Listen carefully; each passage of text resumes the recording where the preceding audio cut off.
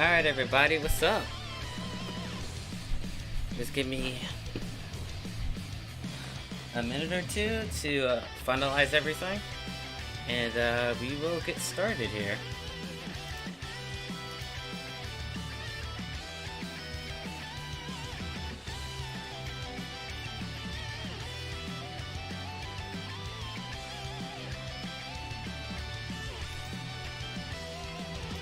I'm just going to turn the music down just a little bit. Turn that down.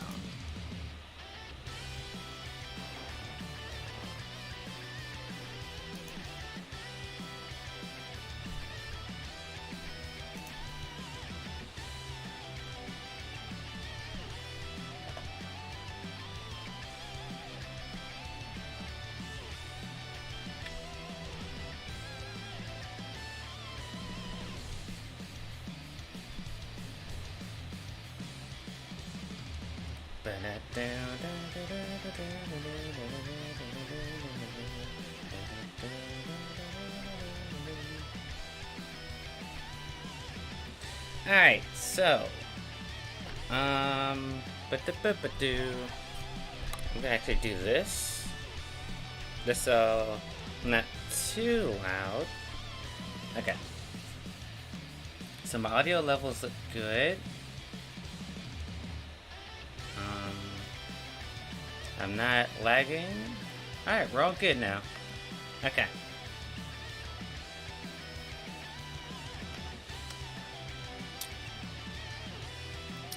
Alright, so today I thought I would do something more casual. I was going to stream sorry.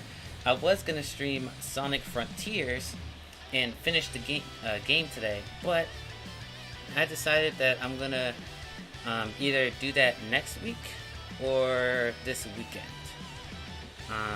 Just because I don't want to oversaturate the week with one amount of content, and then also I just didn't feel like playing anything at the current moment.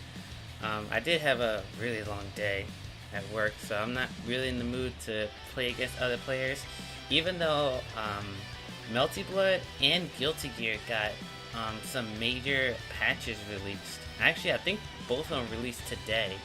So I am going to be uploading more videos of those games in particular, mostly because they're fun to play, and with these new patches and constant updates to the game, it's gonna keep things fresh for a little bit. But yeah, what we're doing today is we're gonna be judging every character in Dragon Ball FighterZ based on Sause. So what this basically means, who are the best characters to watch in my opinion. Now, just remember, this is my opinion. So if you don't think a certain character is very saucy or very fun to watch, then that's your opinion, and this is mine. So what do we declare as sauce? Well, for most people, they mean combos, and combos are a major thing in Dragon Ball FighterZ and most fighting games nowadays. But that's not purely what I'm looking at. Combos are important, but I will be looking at, how does the character play neutral? How do their block strings look? If they have 50-50s or mix-ups, are they fun to watch? Are they, difficulty does matter. Harder combos are gonna be rated, more higher than easy combos. Just because I feel like if a player can pull off a really hard combo, then there's really no reason he can't pull off like another combo. You know what I mean? Like one of the easier ones. So I feel like the harder the combo is, the more saucy it is. But it also depends on how, the combo looks, of course. Once again, this is all my opinion. So we're basically just going to be going down this list. I don't really want to jump around and stuff. But we will be going down the list here. So, Android 16. So, Android 16 in terms of sauce. Okay, well, he does have some really fun combos, and I feel like he's kind of like a meme character since the very beginning of Dragon Ball because of his command grab, like where he just dunked people into the floor. So I feel like he was already like, you know, meme worthy when the game first came out, but now, you know, well, I mean, he wasn't a meme when the game first came out. He was a freaking menace. He was literally like top 3 in the game. But now he's more mellowed out, and they gave him like really cool combos. With his dive kick giving ground bounces, which means you get re-jump off them. Once again, the aerial command grabs help out a lot because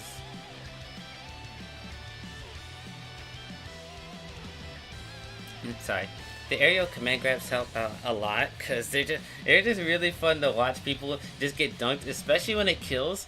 Because when the command grab kills, the screen actually freezes a bit, and I just find that hilarious. So, I think I'll put 16 here. I don't think he's like the sauciest character out there, but like Android 16 that knows what he's doing is very fun to watch. His mix-ups can be really entertaining as well if, you know, the player actually uses them. Because most of the time people just stick to like the strike throw that 16 can do, which it is good, but he has so many more mix-up options that most players don't even use with him. So he's pretty spicy. He's a spicy character. Okay, so Android 17.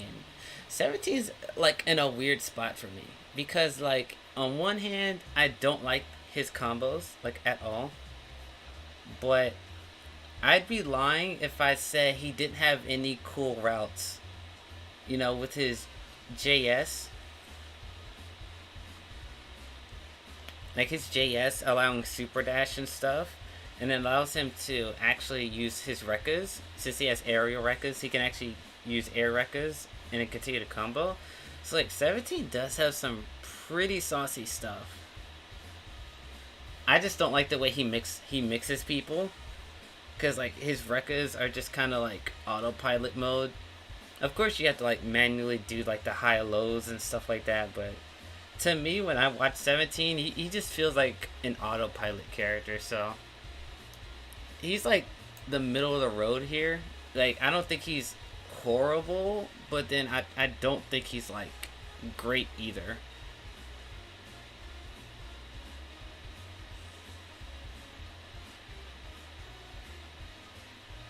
Oh wait, hold on 1 second, guys.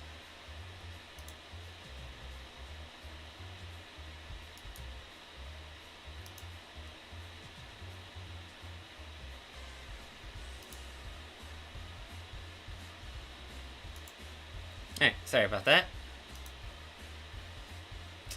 Where were we? Okay, Android 18. Once again, Android 18, she's kind of like the same as 17, where she has some really cool ass routes, but like the way she like mixes people and like her block strings, like they're just not like cool. Like it's not really that interesting to watch. Her level 3 mix is very fun. Just saying, like, when you level 3 someone, you're just like, alright, guess. Like, it's your turn to guess. And I love that. But outside of her level 3, like, her mix-ups and block strings aren't really, like, that fun to watch or to do. So, like, she's kind of, like, in the same boat as, like, 17. Where she's kind of, like, middle of the road. Like, she has some really cool combos. But, like, other than that, it's kind of like she don't really have anything else that's, like, really cool.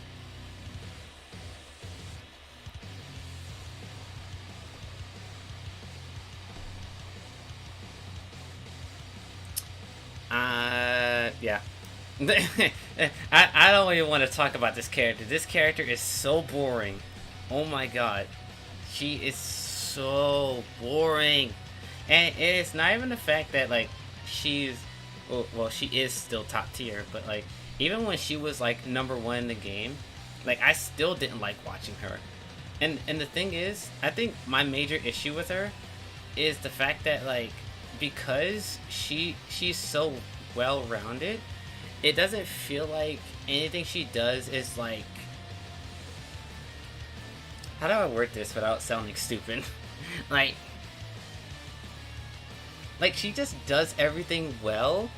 So it's like when you see her do stuff, it's kind of like, oh, that conversion was cool. I didn't know she has that. It's like, no, you're just like, oh, of course she has that.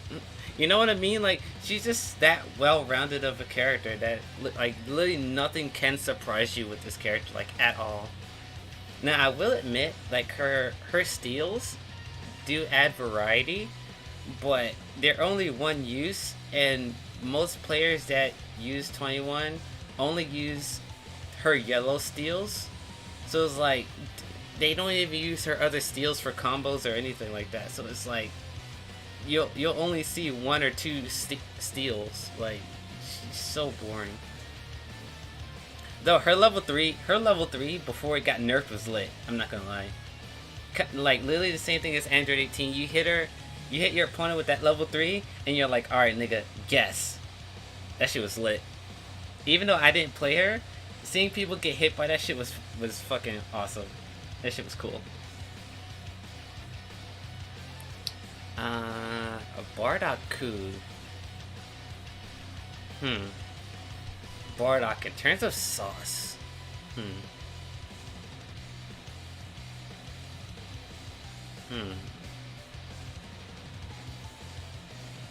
I'm gonna say spicy. I'm gonna say he's spicy. I was gonna put him in sauciest, but his combos are cool, right? But like, well, no, I can't even say that because his new routes require a little bit of timing.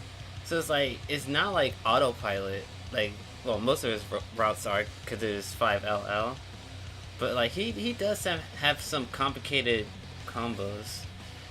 And his pressure is really fun to watch. Like, just seeing people just seeing Bardock gut punch someone and say, mash on me, I dare you. That shit's freaking lit. So, I think I'm gonna put him here. I think that's fair. Nah, I don't think I'll put him over 16. I think 16 is more saucy than Bardock, actually. Beerus.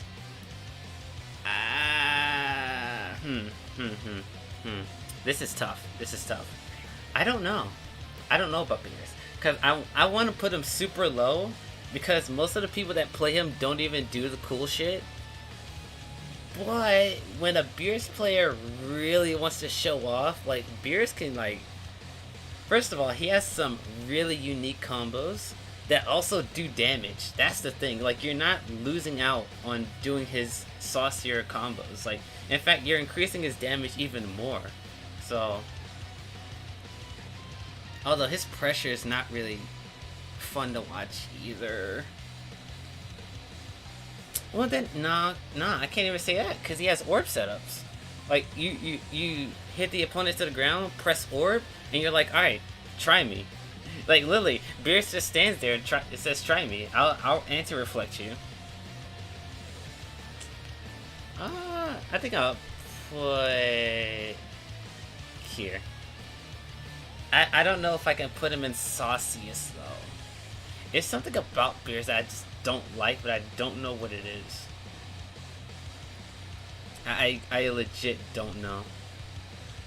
But that might change when we get more characters on here. I might move him up. It's very easy for me to move him up because he has some really cool shit. But I don't know. I'd have to see what my sauciest tier list looks like. Super Broly.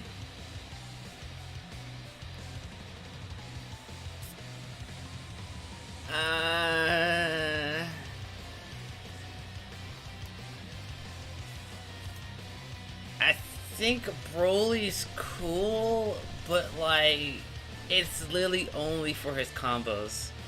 Like, that's it. Like, literally nothing else is cool about this character. Like, his neutral's not cool or unique, like, at all. His pressure, like, because of his frame data, he can't really, like, vary up his pressure. So once you press buttons with Broly, you're kind of just like stuck there, and you just have to pick something, right? And so like it doesn't lead into any like variety when it comes to like his offense, like when he's making the opponent block.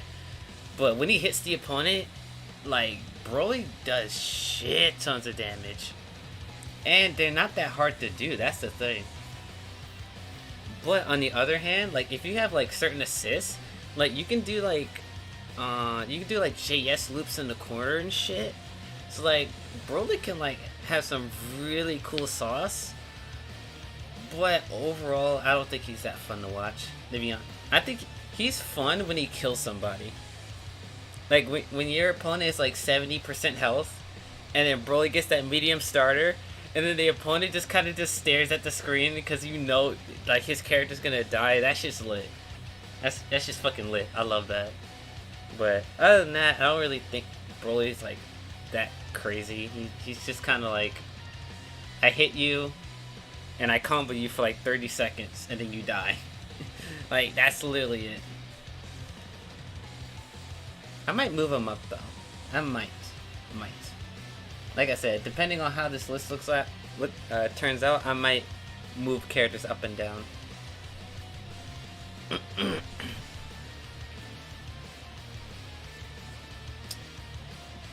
Okay, I'm gonna keep it a buck.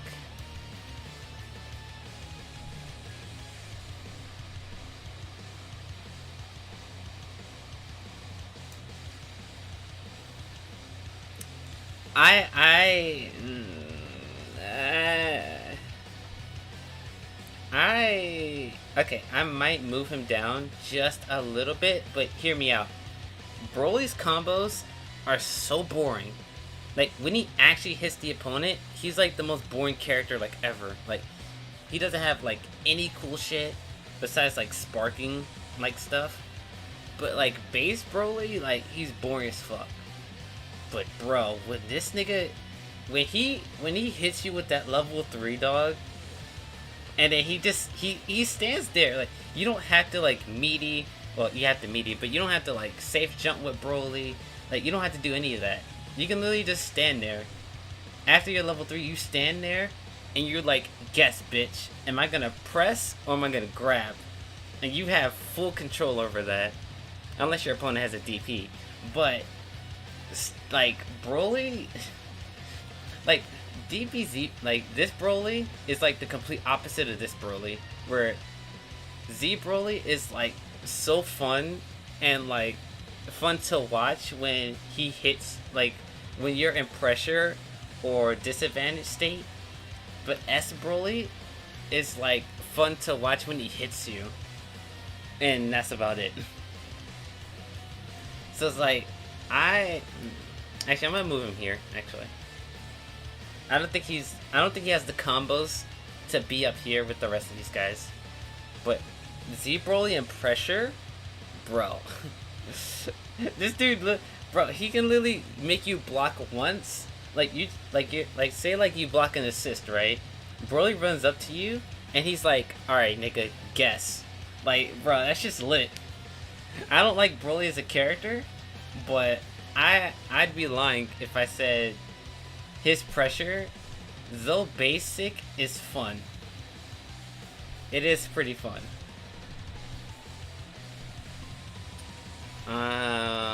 Ginyu.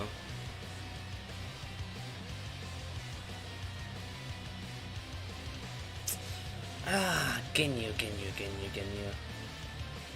See, here's the thing about Ginyu, right? Ginyu is like easily like here,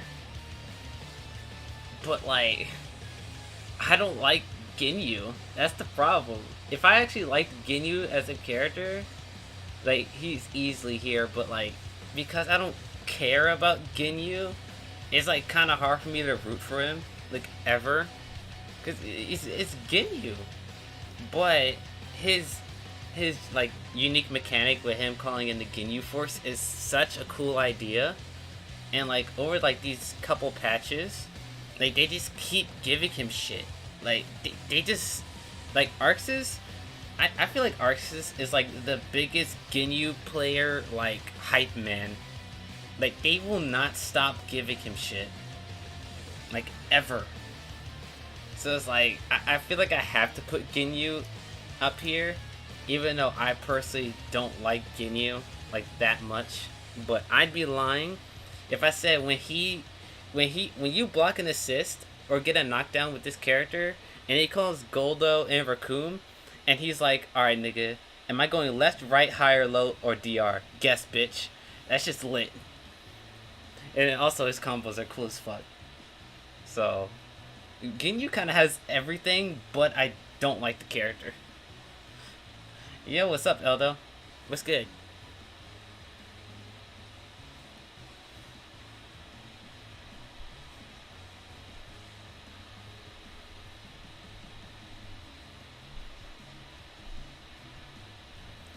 So this is about being noticed in someone else's chat.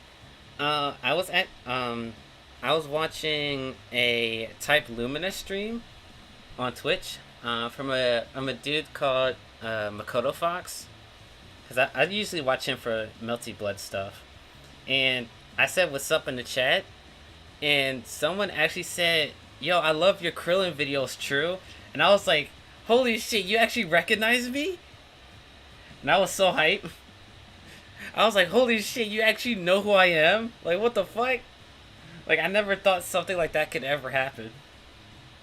Especially on someone else's Twitch chat. Like, and it wasn't even like a Dragon Ball, like a Fighters one. It was on Type Lumina, of all games. Which, I play Type Lumina here and there, but like, my main game is Dragon Ball. So it's like, it was so, like, I was shocked. Like, I was like, bro, on Type Lumina? Like, Type Lumina players know who I am? Like, what is this? So I was hyped. I felt good after that. I felt real good.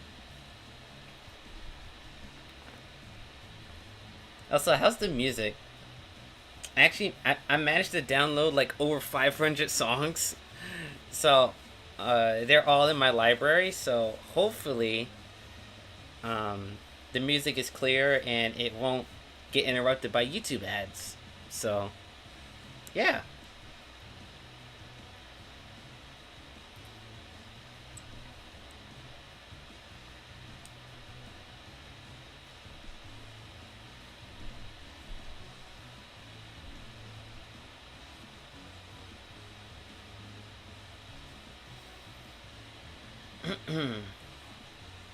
That shit was lit. I'm not gonna lie. I was so happy. I felt so proud of myself. Cause like originally I wasn't even gonna stream today because work literally kicked my ass. Like it today was, good lord, I don't even want to talk about it. But I was like, all right, I'll take this day off and then stream on Saturday. But then when that happened, I was like, damn, people actually like I know people watch my content, but I never thought that I would interact with somebody who knows who I am outside of YouTube. Like, I like, people on Twitch, like, know who I am. Like, bro, what? So that really helped me out and got me out of bed so I can actually stream. So that really helped me out. Currently watching the stream and fighting Sephiroth and a Crisis Core. That's freaking lit. It's freaking lit, sonny boy.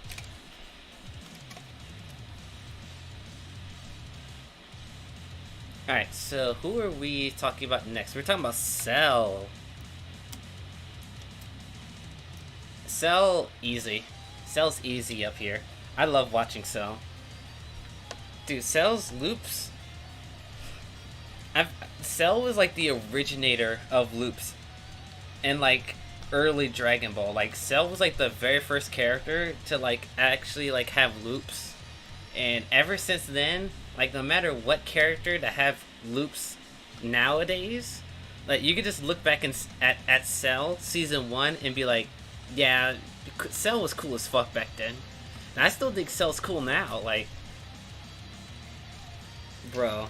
And the fact that they keep giving him more routes, that's the thing. Cell has so many good routes now.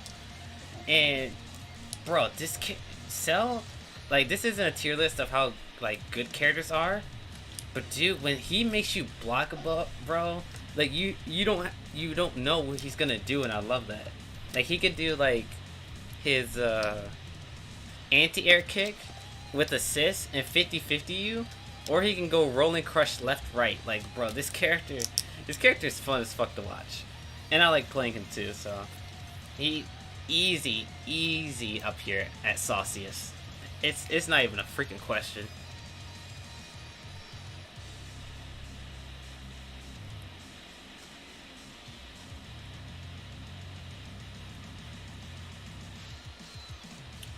Alright. Okay. Alright. Next is Kura. Cooler.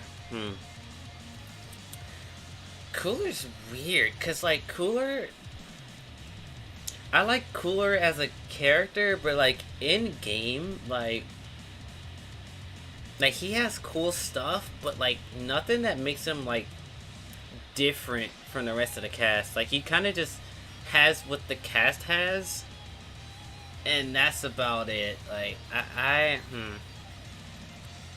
he's definitely not trash bin, but I can't see myself putting him any higher than 18. I think everybody higher than 18 is more fun to watch than Cooler, but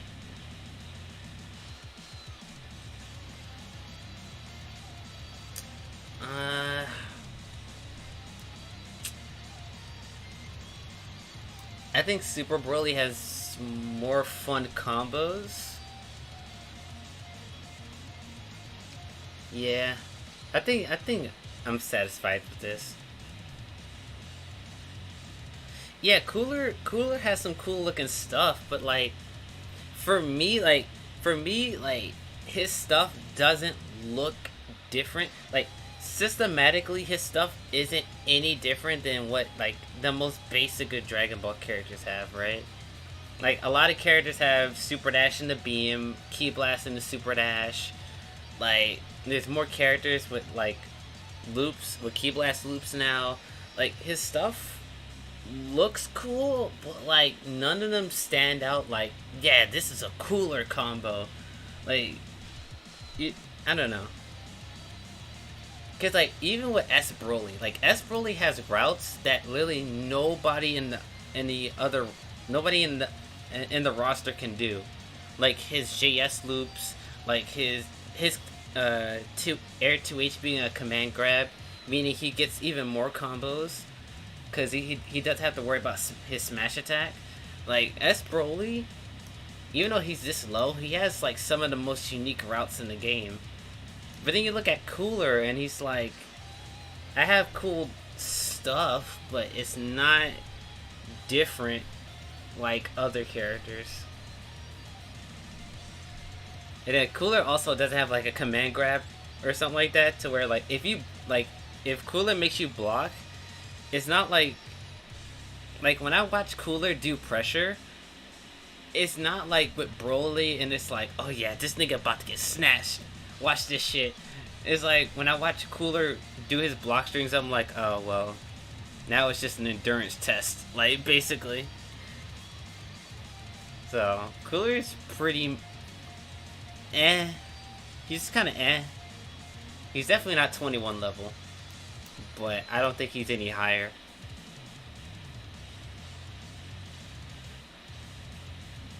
Frieza. Oh, Frieza, easy sauce. Easy sauciest. Easy. Especially with his golden, like if you have golden and spark, bro, Frieza is like his routes literally have like infinite possibilities.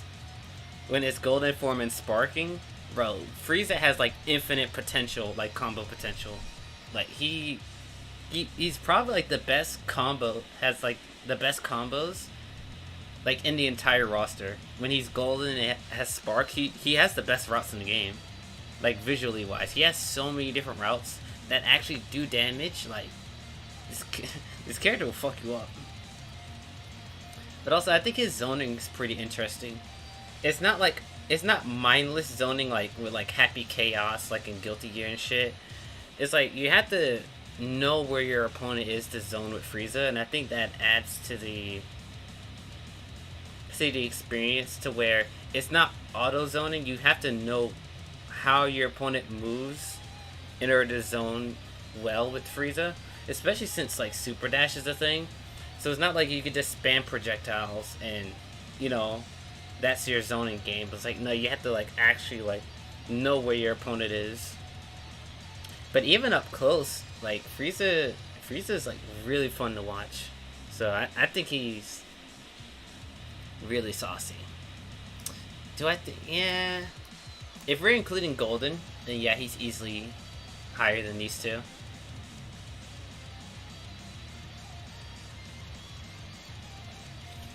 Gogeta Blue. Okay, I'm gonna be 100% real with y'all. I'm 100% real, 100%. Gogeta Blue, looking from like an outsider looking in, right? Gogeta on the outside looks like here. Gogeta on the outside looking in is like here. But me personally, number one, I like Vegito more, right? Just right out the bat, I like Vegito more.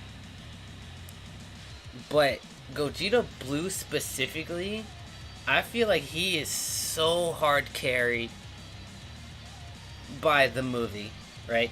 And here's the thing, the movie is like literally his only appearance, so of course that's like how much like all the references and shit. But dude, this character, oh my god, like I thought oh my god, bro, I used to hate Super Gogeta because literally Super Gogeta showed up for like 15 seconds and did one move, and everybody thought he was the coolest shit in the world. And now that Gogeta Blue is here, and he actually has cool shit, it's like, bro, like, god damn it. So it's like, I can't lie and say he doesn't have sauce. But, I just don't like Gogeta. Like, Gogeta's just whack to me. But, I'd be lying if I put him here. Because Gogeta has some really cool ass shit. But me personally, and here's the thing.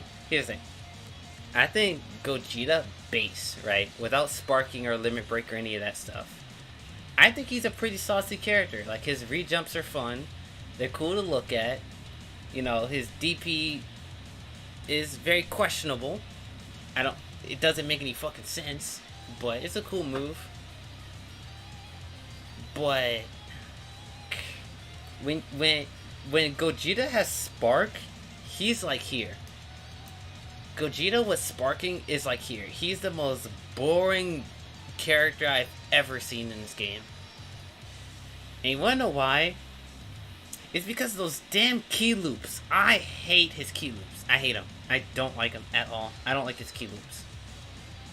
Because literally, you do that one route, and you TOD with everybody in the game. It builds like 4 bars per combo, right? And you can easily TOD with it, and literally every Gogeta does that route. Like there's no, like Gogeta with sparking, every Gogeta is exactly the same. Like every single one.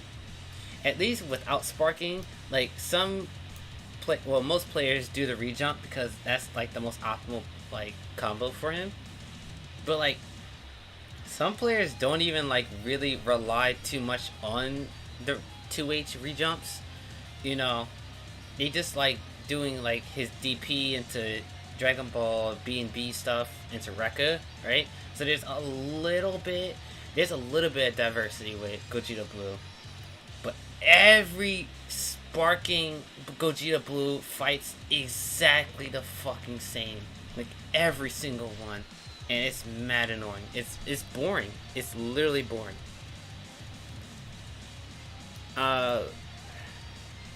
His pressure, His pressure is pretty fun to watch. I do like the guessing game. Like his Rekka mix is literally the exact same as Blue Vegeta, right? So it's like, if I put Blue Vegeta high on this list, which I will, it feels kind of unfair to put Gogeta Blue like mildly lower than him, because they essentially have the exact same mix up. Like it's literally the exact same. It's just that Gogeta Blue does it better. So it's like, overall, like I can't put Gogeta Blue like down here, right? He just has way too many cool routes for that.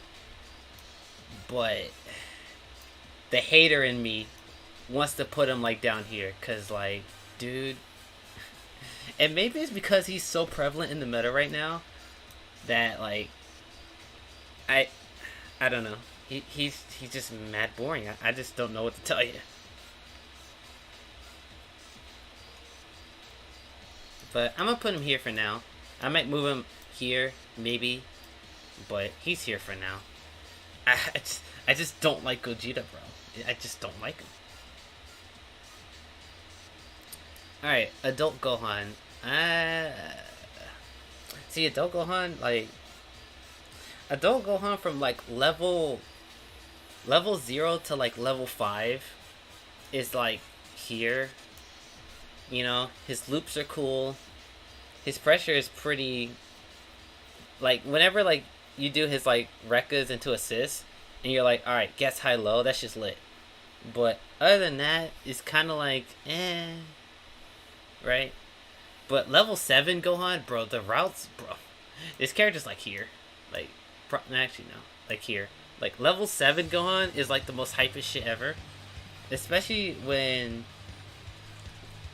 they do like the 5H route, and then they double air dash, and then they do the 3H on the ground, re-jump, and then drag him to the floor with JH, double air dash, knock him back to the floor, and then re-jump again. Like, that's just lit. So I'd probably put him here just to like balance it out. But level 7 Gohan is definitely in the top tier of Sauce.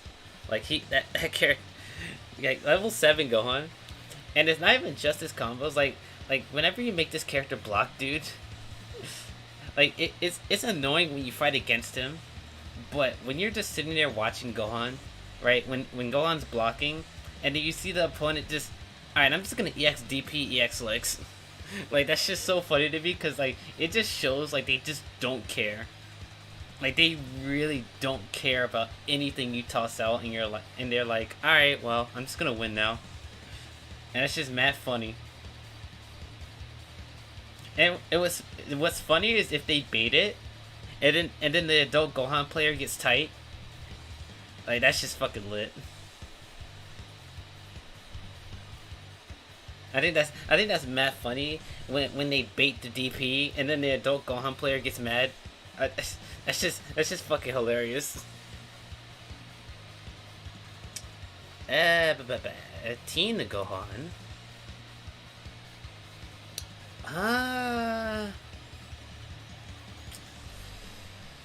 He might be down here. I can't really think of anything cool for this character.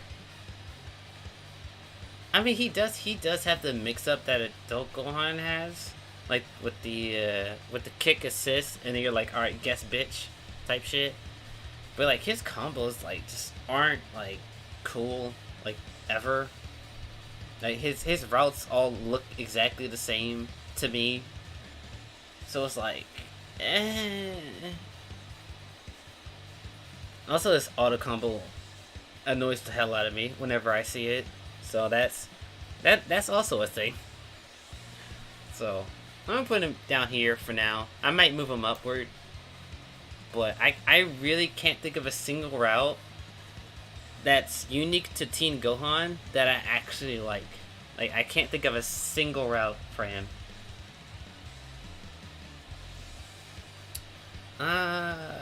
Goku Black.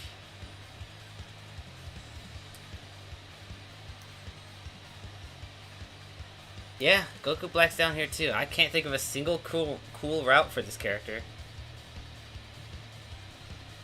I can't think of a single cool combo for Goku Black. Like, his combos are just kind of eh. I think his special moves. His special moves are cool, like instant transmission and his dive kick is cool. But when you string them together, it's not like, I don't know. Like, his routes are definitely unique to him. Because, you know, when you do 2H, you do teleport, and you get to choose what side you go on. Like, I don't think there's any character in the roster that can do that with their special moves. But, like, other than that, like, Goku Black is so mid. Like, Goku Black is like, when you see a Goku Black, like, they either gotta out-neutral the hell out of you, or just gimp you through net play. Like, there's no middle ground. Like, Axe Ice, like probably the best Goku Black in the world. Like, his Goku Black is like here. Like here. Like, his Goku Black specifically is like here. But like, everybody else's Goku Black is like down here. Like, everybody else's Goku Black is so trash, bro. Yo, what's up, Dash? What's good, my boy? How you been? I haven't talked to you in a while.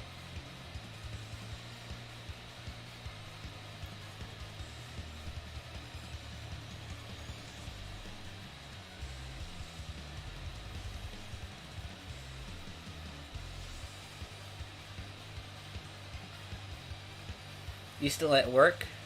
Or you chilling for right now?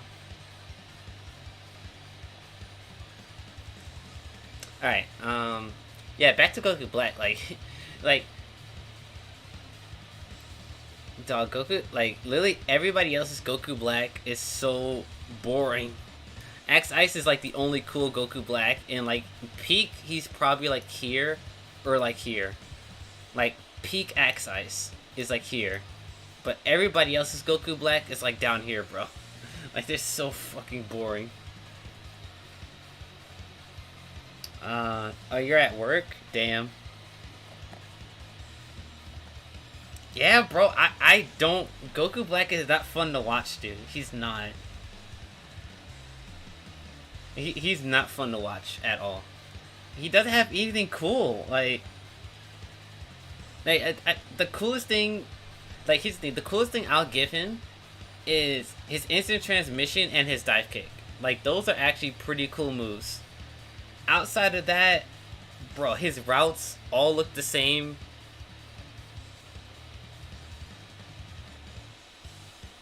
The only good Goku Black is Axe Ice. Yeah, he's like one of the only good Goku Blacks in the world. But like, even Axe Ice Goku Black is like here, maybe here. Goku Black is just not a fun character, like, innately to watch. Like, it's more so the player than the character, right? There's some characters in this game to where, like, even if the character is played horribly, they have some cool stuff that they could do. Like even if you stick to, like, basic Beerus stuff, like, you know, his, like, regular orb combos, like, he had, like, Beerus, like, had some cool stuff. Like, 16, like, he's cool. Bardock, he's cool. Like, even, like, the basics of these characters are cool. Goku Black has to have a good player behind him for him to look cool. He has to. He has to. Just like these other three characters, but 21 is always boring, so she's always boring. So it's like, the Goku Black is carried by the player that plays him. And that's my major issue with him. Like, he doesn't have anything cool.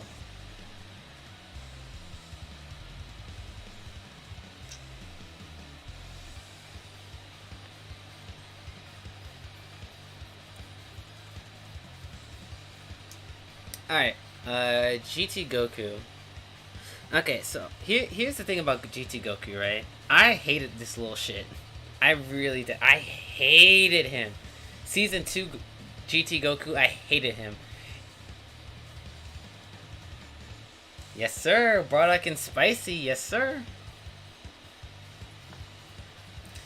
And to be honest, if I hadn't played Bardock for a short while, I played Bardock for like a week.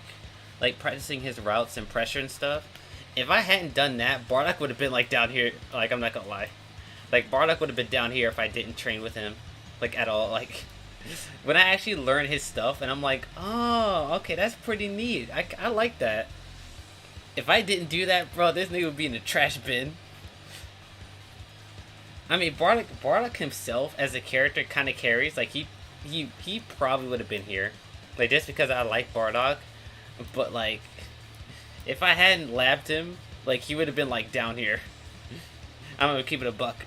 Like I'm being brutally honest with you.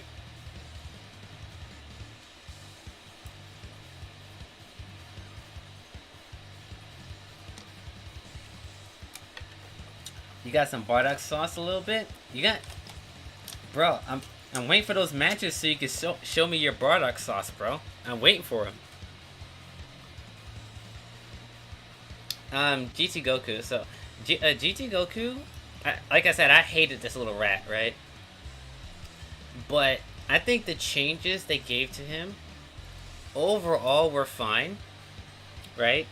But then they also, like, you know, they took away like his Spirit Bomb and his AS. Well, they gave his A assist a little bit back, but they also changed like his reverse Kamehameha and his regular Kamehameha. So now he actually has more routes, and I think GT Goku is a pretty fun character to watch. He's probably like here.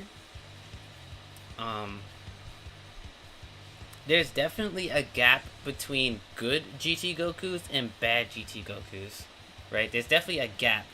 Like where most GT Gokus either do the universal Dragon Ball BNB or they do like the season 2 reverse Kamehameha combos. But like the GT Goku mains, bro, they be doing like 6-7 reverse Kamehamehas, tackle into 3 more reverse Kamehamehas, into DR, into vanish, auto combo Spirit Bomb, DR level 3. Like, bro, like actual GT Goku mains are like cracked the fuck out.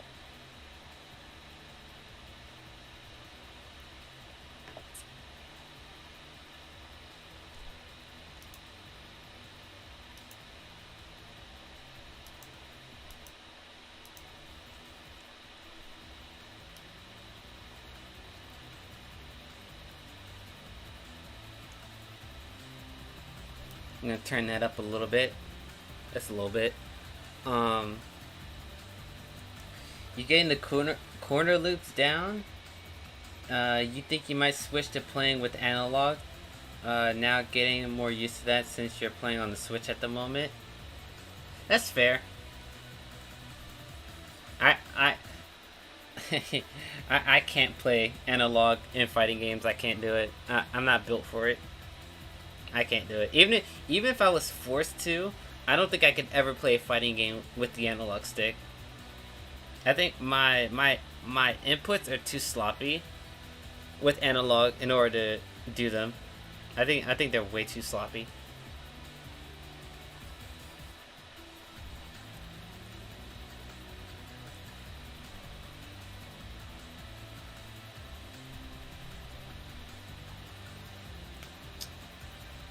But yeah, GT Goku definitely has like a gap between like the cool, like the good GTs and then like the bad GTs.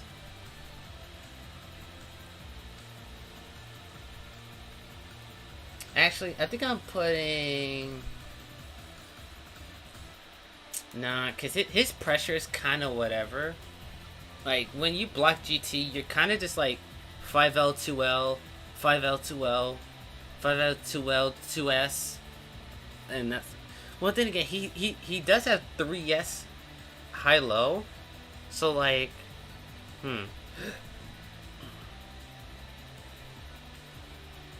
Yeah... He's kind of like Gogeta Blue, actually. He's like Gogeta Blue. You do 3S, assist, high-low. And then with Gogeta, you do Rekka, assist, high-low. So they're pretty much similar. Yeah, I think this is fair. I think this is fair. I think this is fair. Goku Blue. Okay, I'm gonna be 100% honest, bro. Just like with GT Goku, there's so there's a gap, right? I think there's 3 levels of blue Goku players, right? You have the bottom level of blue Gokus that do basic Dragon Ball combos, and they strike throw you. And then you have the mid tier Goku Blues that still do strike throw mix ups, but they can do at least one rep of his loop in the corner. And then you have the top tier, and I mean like the top tier crazy blue Gokus that be doing like 4 to 5 loops, and then do EX kick and DR, right? And then you have like I think there's like an even crazier tier, like a 4th tier of blue Gokus, where all they do is lab. They don't play the character, they just lab him. So they be doing like 2H super dash, EX kick, loop in the corner, or they be doing like when you have a character, like when your opponent only has one character, you do DR, tag him out, wall bounce, loop. Like, there's so many different tiers of blue Goku players that like it's hard to like put them somewhere, because like I can't put him here because majority of the fan base plays him like Super Saiyan Goku. So it's like, like he has some really cool ass shit, but I probably like watching Beerus more.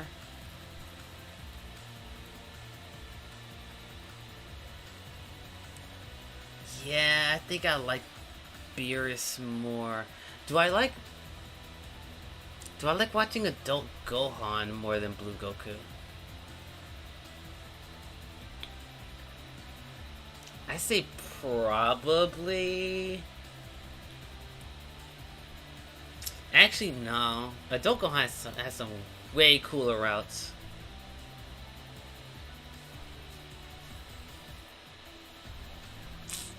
Yeah, I think Blue Goku's fine here.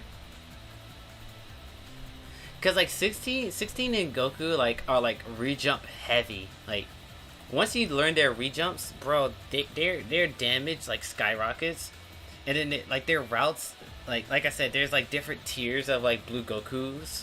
So it's like the higher you go, the more crazy bullshit they just pull out their ass, and like they just like 2M you, and then you like eat 80% damage with like 3 bars, and you're like, damn, where'd my health go? That's just fucking lit. Also, his command grab is probably the coolest in the game. The little 1-inch punch, I love that grab. That's just fucking tight.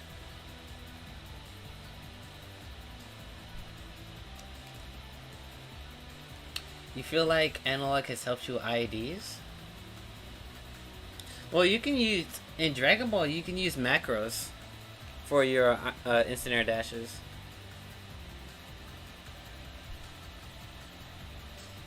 You can do smash-like games with analog stick. I mean, like, Smash games don't really, like, you don't have to do, like, motion inputs. They're kind of just, like, directional attack.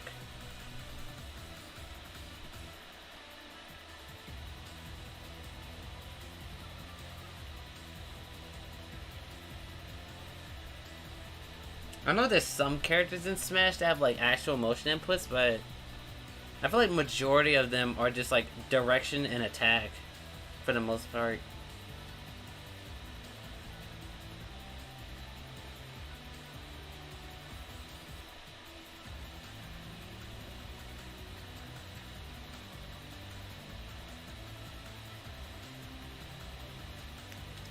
Alright, Super Saiyan Goku. Easy Super Saiyan Goku's easy sauciest. I love watching Super Saiyan Goku. Even before his like EX punch buff, to where like he can get combos in the corner. Like even before then, I thought he was cool.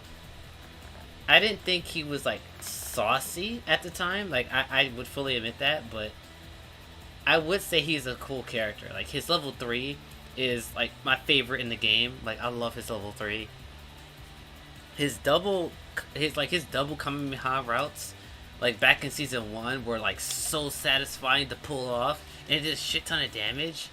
And like now his pressure is actually like his pressure was always good, but now like they're fun. There's a difference between good and fun, and like Super Saiyan Goku's pressure is fun, mostly because he has a +1 block overhead like Gogeta 4.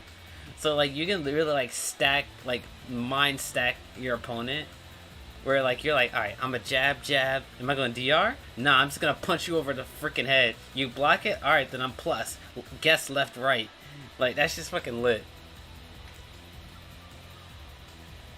I probably put Goku here. Yeah. I still think Frieza beats him just by a little tiny bit. And I mean like a little tiny bit. Mostly because of his golden form. Like Frieza's golden form like carries for the most part.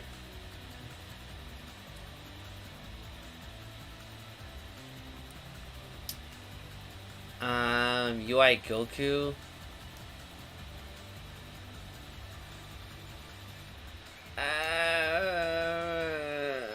UI Goku has some cool stuff. The thing, Goku Black and UI Goku are like literally the same character, because like there's there's like 2 levels to UI Goku, right? There's like the basic UI Gokus that like mash and DP on everything, and then you have like the top tier Goku Blacks. They'd be like using like his EX flip cross ups. They'd be using like his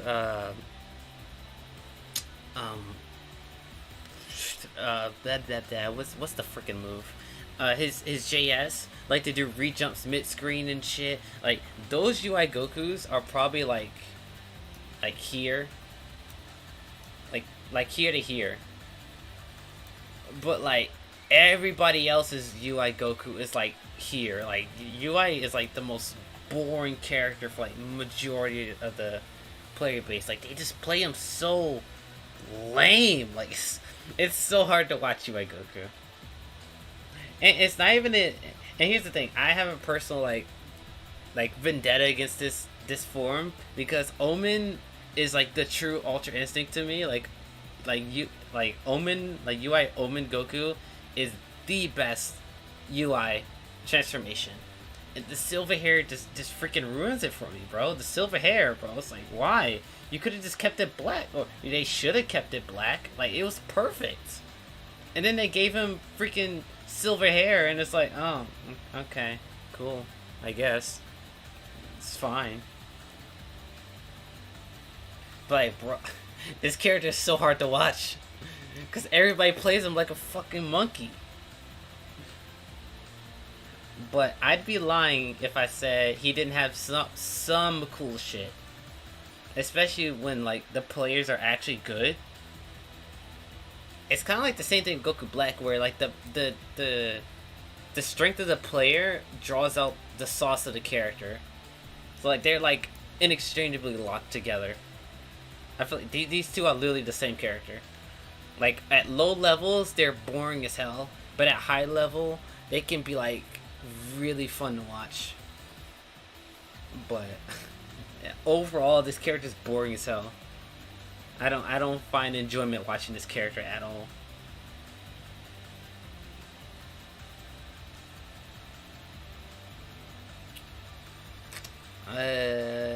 Base Goku.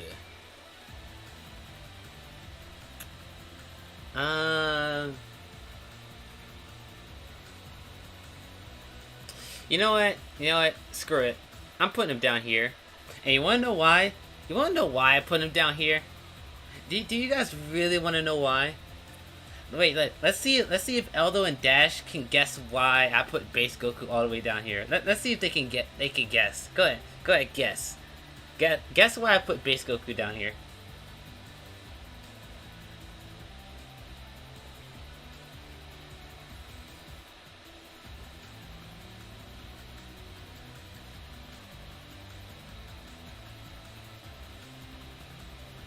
I'm very curious to see if you guys can actually guess why.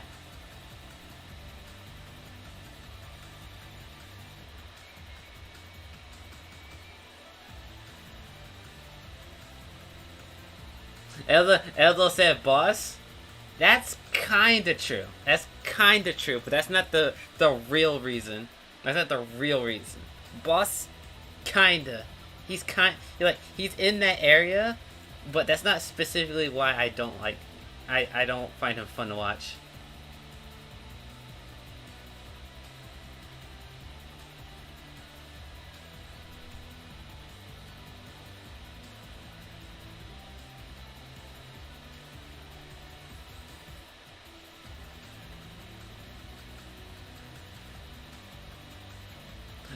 Boss is related to this issue. Boss is related to the issue, but he's not the boss. Isn't the issue.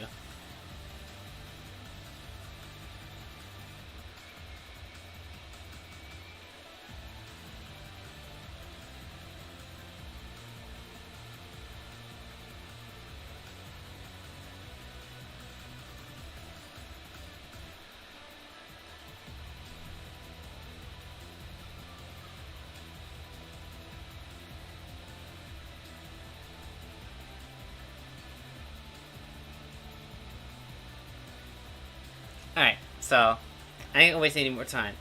The main reason why I put base Goku all the way down here.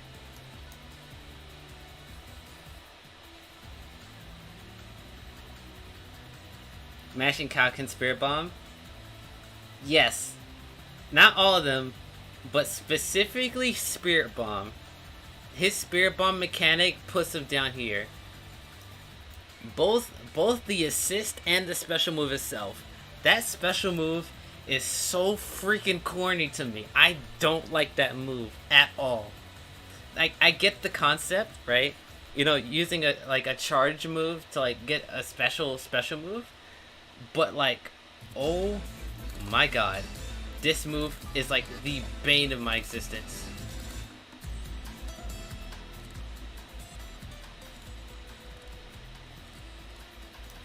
And the thing about that special move, his Spirit Bomb, is the fact that when just like his base Spirit Bomb, like the level 1 version, bro, that shit covers the entire floor. Like even if you jump, it'll chase you, right?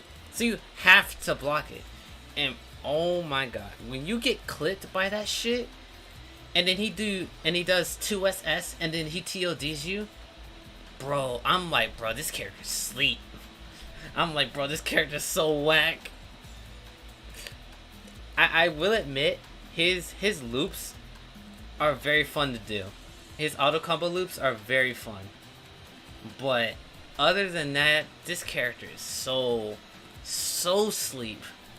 He's so fucking sleep. Bro, don't even get me started on his level 3 Spirit Bomb. Like, and the thing, if you use his B assist, you get a full bar of meter, and that literally turns every character on your team into a meme character. Like, literally. Like, one of the best teams in the game at that point, when the assist first, like, when they first released that assist, one of the best teams in the game with that assist is Z Broly and, I forgot who the point character was, but it was Z Broly and then Goku B, because you would literally just call Goku B all the time, and then when you get hit, when Broly actually like hits you, because remember he will hit you eventually. Like Broly hits you level 3, and then you're like, all right, guess bitch. And like it's not even. And the thing, if you hit base Goku, right? If you somehow hit him, if you somehow hit the B assist, you still get the meter and the charge. Like, even if you interrupt the attack itself, you still get the meter and Goku still keeps the charge. Like, what? So yeah, this character's sleep. And everybody that plays him, aside from a very few amount of people, are just like, I don't even want to talk about this nigga no more. This nigga's so sleep, bro. I don't like base Goku. The nigga's so sleep. Alright, anyway, we're progressing along very nicely. Gold Tanks. You know what, I'm gonna keep it a buck. I think Gold Tanks is probably number 1 so far. I will specify though. I think the previous patch Gotenks was number one. His routes were fun. Like his Ghost Oki was always a thrill to watch because like when the opponent knocks you down, they do Ghost Oki, and he's like, all right, nigga, guard cancel, you die. You block this mix up, you die. Guard cancel, you die. Like this character's fucking lit. I never played him because I think it's hard as fuck to play. But whenever a Gotenks player was in tournament, I was subtly rooting for them. I'm not gonna lie. I think my favorite Gotenks player and team was Lord Knight. Like his Gotenks team was so, that shit was so cap, and it wasn't even the best. It wasn't even the best team in the game at that point. His team was Gotenks, Master Roshi, and Z Broly.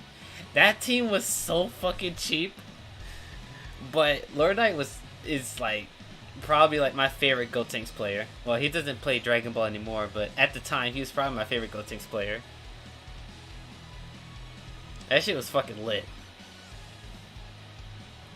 Gotenks routes are still exactly the same, but his Ghost Oki got nerfed to hell. But Gotenks is still fun to watch. Like I really like watching Gotenks. And think his pressure is a little bit kind of like GT Goku, where he just kind of jabs you over and over. But unlike GT Goku, he has a plus on block move. So like he's playing like strike throw with DR. But if you get hit by EX punches, like first of all, it hurts.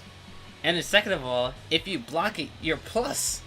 So like you can't even press against this character because the nigga will just literally just delete you. I think Gotenks is pretty lit. I like Gotenks a lot. Even though in the show he's like kind of annoying, but in fighters, bro, he's like one of my favorite characters to watch.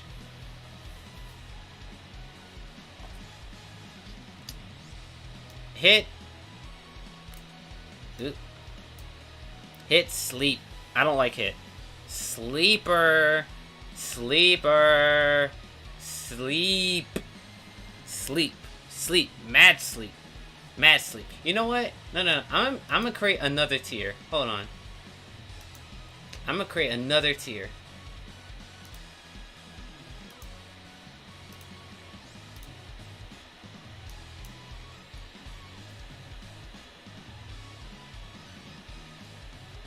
Sleep.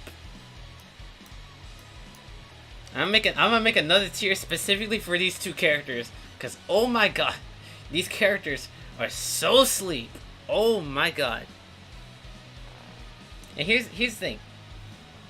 There's only one hit player in my mind right now that I can say, all right, he like hits sleep, but I like this person, right?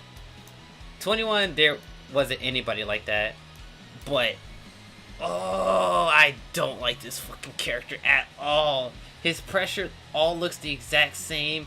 His combos are literally just auto combo into Tides of Time into auto combo. Like that's literally all of his combos, like all of them. And I'm like, bro, when people. Like, when hit players, like, do 2L, 5M, 5H, like, to extend his routes, I get so happy because at least it's not the auto combo again. Where, like, 90% of them just do auto combo as their combos. And the sad part is, that's his optimals. He doesn't have... Most of his routes lose damage when you don't do auto combo. And that's what hurts his character the most. Is it that you have to do it? You don't have a choice. You don't have a choice when you play hit. Is it you do the auto combo loops, or you're not playing them right?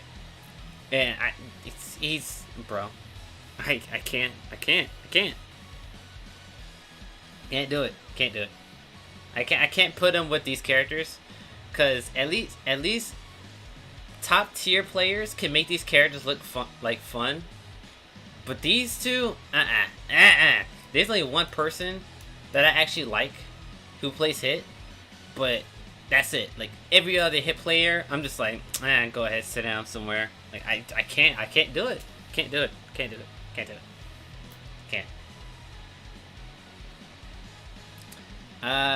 Janemba. Ooh, I like me some Janemba. I'm gonna say Janemba. Janemba's here. I think my main issue with Janemba is that all of his routes feel like homogenized by this point, right? Because of course there's like optimals with like every character, like so like you want to do the best of routes, but for Janemba specifically, like all of his routes are like so specific that like you really only see one or two of them, but the one or two combos that you do with Janemba are like so fun. Like when I was doing my Krillin Janemba video, like I actually went out of my way to learn his orb combos. Like originally I wasn't even gonna do them because I figured the Janemba players that watched the video was just gonna improvise and like do it themselves. But I started to learn the orb routes, and I'm like, man, this is just mad fun. Like I actually like Janemba, and I was actually considering putting Janemba on a sub team that I would play. I don't know who else I would play with Janemba, but I was thinking about actually making a sub team with Janemba because I really like his routes and his pressure. Like I really enjoy Janemba. So Janemba, I feel like a lot of people won't argue with this. Like Janemba's pretty saucy, especially with his orb J2M routes. Like bro, that's just fucking lit. That's just fucking lit.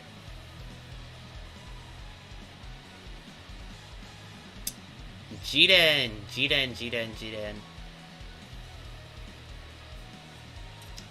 Okay, Jiren. See there, How should I word this? Because Eldo's in the chat, so I know he's watching. How do I say this about Jiren? How do I say this? Okay. Jiren is fine, but homogeneous. Kind of like Janemba, right? Janemba like has like very specific routes that are clearly his optimals, so you just do them. But Janemba's optimals are like fun as hell to do and to watch. Meanwhile, like Jiren's optimals are like piss easy, right? Like they're mad easy. Like I feel like if you main Jiren, like you main the character, and you don't know how to do loops, like bro, you're not a Jiren main at that point. I'm sorry to say this, like you're not a Jiren main if you don't know how to do his loops. Like they're so piss easy. It's actually like, bro. Like I be watching like online tournaments, right? And some people actually do play Jiren just because he's like a good online character, and like I be seeing him do like the regular Dragon Ball shit, and I'm like, bro, like Jiren has so many other routes that you can do. Like if this tier list was based on purely like what character looks the worst from low tier players, Jiren would be like number one. Like lower tier players, their Jirens are so boring. Like lower tier players, Jirens are like down here. Like he's probably like the worst, like out of all of them. Like he's so fucking boring. But then you have like the good to mid tier players that are like they know his loops, right? They know his pressure strings, his anti-reflex. Like, and Jiren's pretty cool. Like when you know how to play Jiren, he's pretty cool. And then you got the top tier Jirens that literally like they two touch you, even though he doesn't have mix. Like those Jiren players, like they two touch you like every single fucking time, and then Jiren like gets bumped like to up here.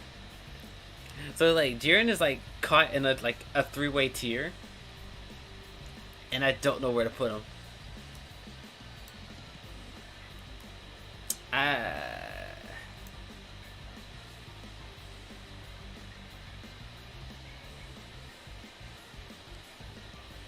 Jiren depends on the synergy of the team to be Sause.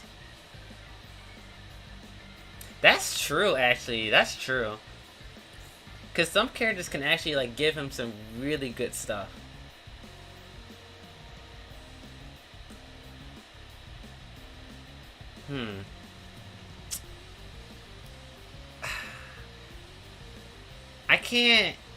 I don't think I could put Jiren over S. Broly. I think S. Broly's routes are way more unique and inventive than Jiren. I think. So I like watching Jiren's pressure way more than Broly. So like it's like kind of like a toss up. It's like, do I like watching pressure or combos more? And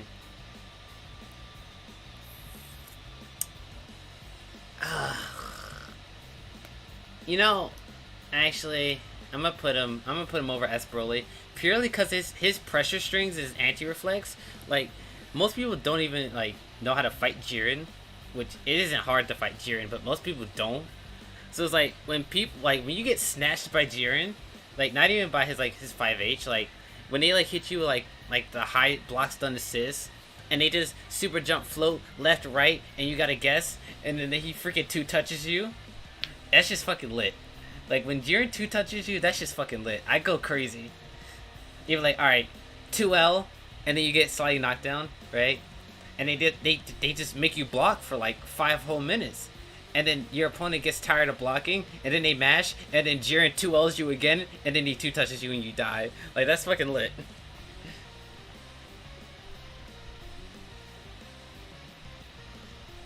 That's Jiren at his finest. When he just 2Ls you, and then he pressures you for like 5 minutes because he doesn't have mix, and the opponent gets so freaking annoyed by Jiren that they mash, and he's like, gotcha bitch, 2L, and then you die. That's just fucking lit.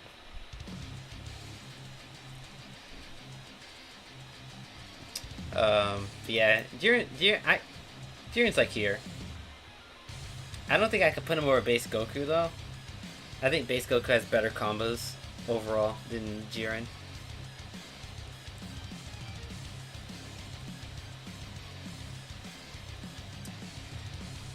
Kefura. Kefla's weird. Actually, no. Actually, I know exactly where to place Kefla. She's like here.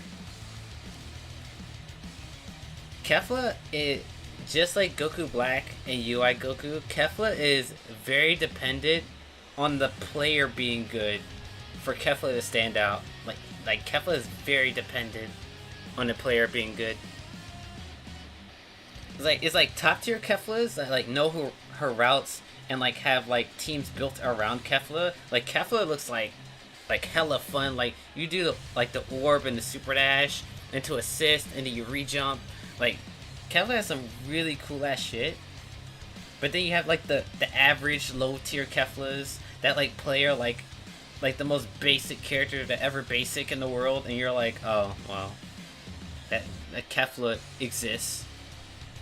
Right? Kefla is in the game, but you know, she feels like a placeholder.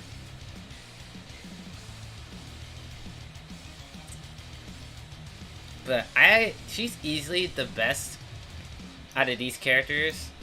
These characters like require good players to look fun. So I'm gonna put her here. Cause she's not as bad as these characters, but she definitely needs good players to actually make her look good. Like to actually make her look fun.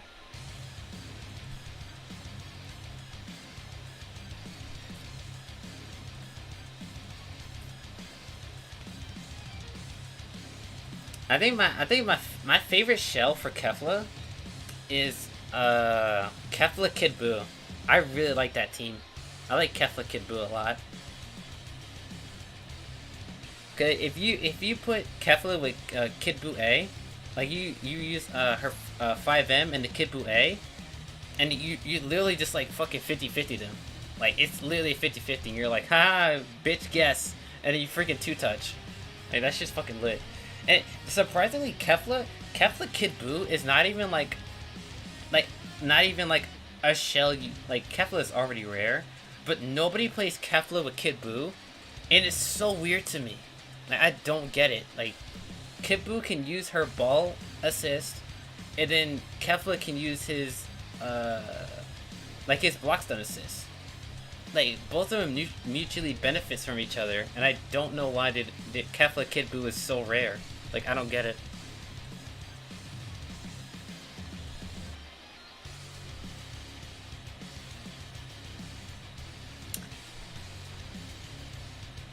I mean, Kefla base Goku is pretty saucy, but it's like like base Goku feels so much like a gimmick character that he's boring to me. Like base Goku feels so much like a gimmick character, and there's another character that feels like a gimmick character, and I'll explain him in a little bit. But Goku is probably like the most egregious gimmick character in the game, and his gimmick is not even like something that like most players would like even like call a gimmick, but to me it feels that way just because, one, for how powerful it is, and then two, for how just like it's so memeable, but it's so freaking strong. I don't know if you guys were here from my Spirit Bomb spiel earlier, but Spirit Bomb is not like a gimmick, but it feels like a gimmick, dude. I don't like it. I don't like Spirit Bomb.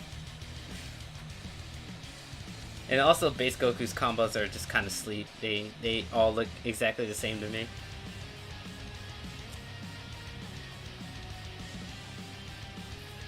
Though, you know, the basic base Gokus can pull off some pretty cool stuff. I will admit that. But outside of that, sleep. Well, actually, I can't say sleep because they're here.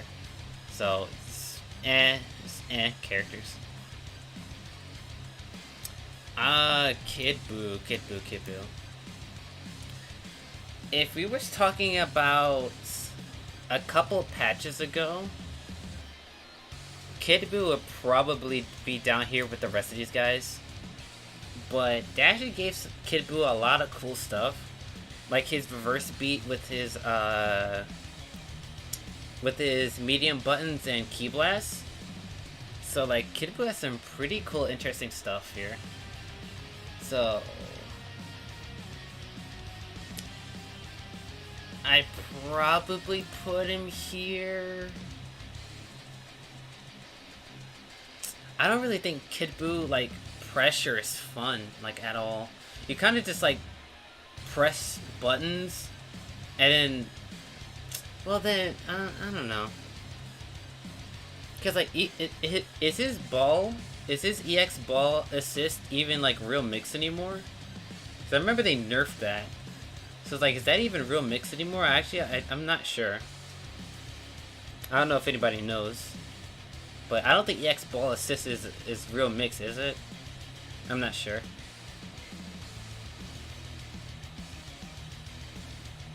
Kid Buu's hard. I don't know where to put Kid Buu. He feels like an anomaly. Or he has cool shit, but like all of his boring sides are just like there, and it's like, I can't really put him that high. But he does have some cool stuff, so it's kind of like,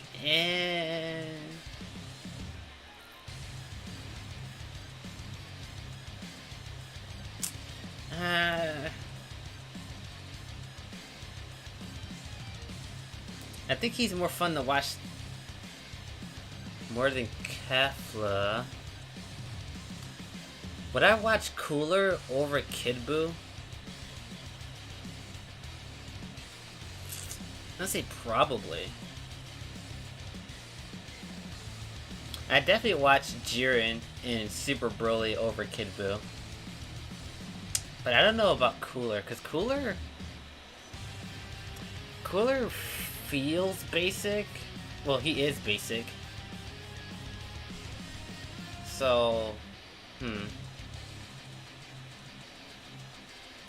I think I'm gonna put Kid Buu here, but it's more like a tie. Like, it's a tie between Cooler and Kid Buu.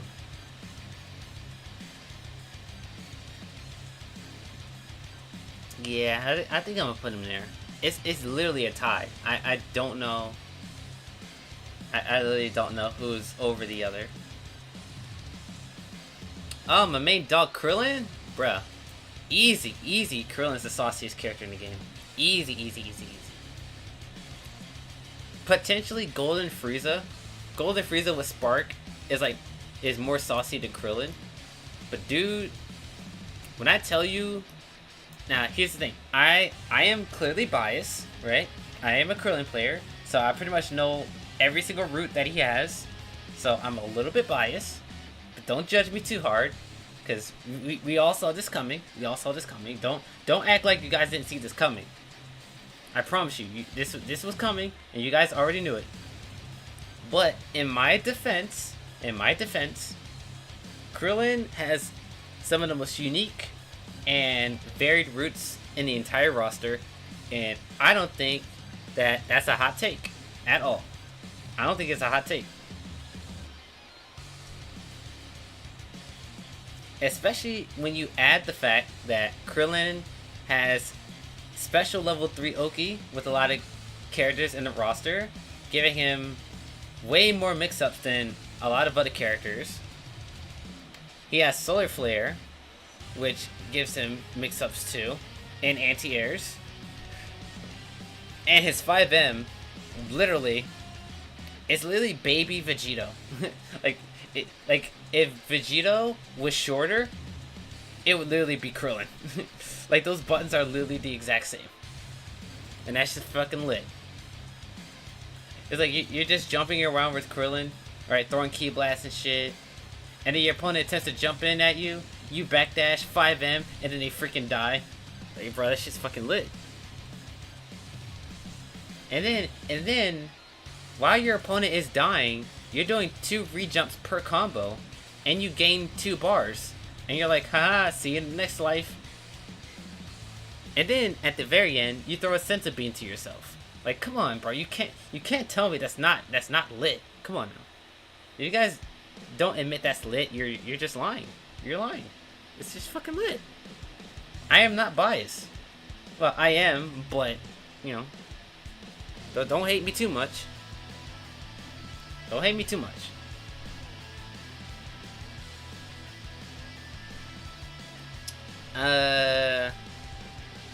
Fat Boo.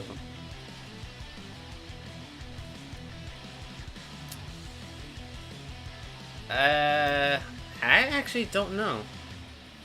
Majin Buu is so rare that, like, even if Majin Buu actually has cool, like, routes, I wouldn't even know what they look like. Apparently he has Ki Blast loops, but I have actually never seen them before. Like, I've never seen what Majin Buu's Ki Blast loops look like, so I don't even know if they look cool or not to even put them, like, anywhere near the top in terms of, like, sauciness. So, like, Majin Buu's like an anomaly too, kind of like with Kid Buu. It's like, he has stuff, but, like, I don't know if it's, like, enough.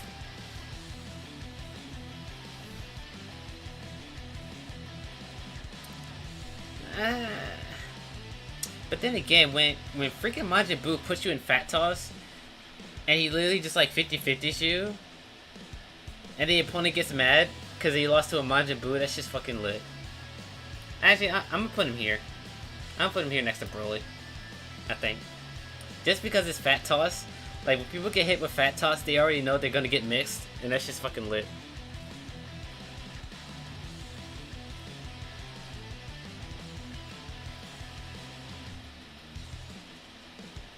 Alright. Master Roshi. I don't think this is a question at all. Master Roshi, easy sauce. Easy sauce. You have 6S, you have 2S, you have Reverse Kamehameha, you have Thunder Shock Surprise, you have his 2H routes, You have his freaking his re-jumps with super dash. Like Roshi literally has so many different combos. It's actually insane. And the fact that they reduced the recovery on 2S, like he has so many more routes now, it's actually freaking crazy. Like Roshi pretty much has an advanced route for literally every single situation that he's in, and all of them do good damage and good meter. Like bro, like not only is Roshi combos cool, but they're actually optimal. Which I mean, you can argue that for all the characters up here in these upper tiers.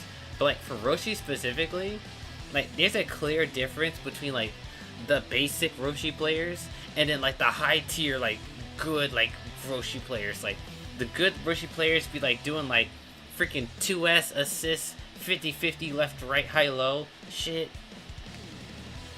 Like Roshi's freaking awesome. I love Roshi.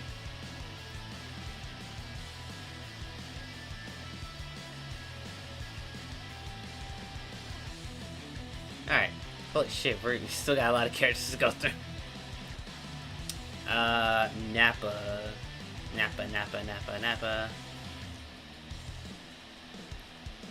Nappa's weird.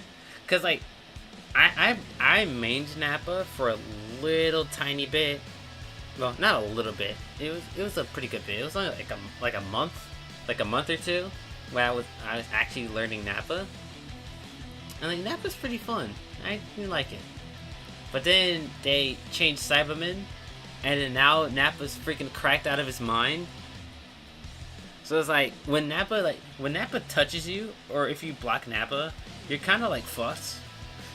Like you're actually just like fucked, and like you kind of can't do anything to stop him, and that's freaking awesome. But like it's Nappa. I don't even think Nappa's like a bad character.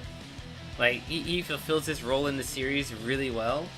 And Nappa has some really good fights. But it's Nappa. You know? Nappa's not like Vegeta level. You know, in terms of like personality wise. Like, you know. So Nappa's kind of like in a weird boat where I like what he does. But like, it's Nappa. So...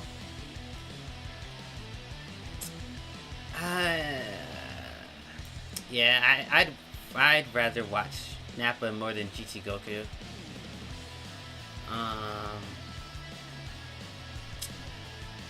Yeah, I can't put him over Bardock. I think Bardock is way more fun to watch. It's because he freaking gut punches you, and then you take like 10% chip damage, and you're like, God damn, now I need to do something. But I think when Nappa hits you, like when Nappa actually freaking hits you, Nappa's like here. Like he's like one of the like sauciest motherfuckers ever. But outside of that, he's kind of like here.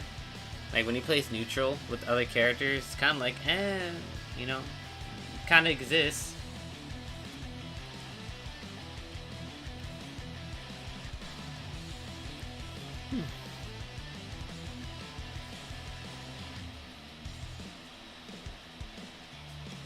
Whew. Had to yawn for a minute there. Piccolo.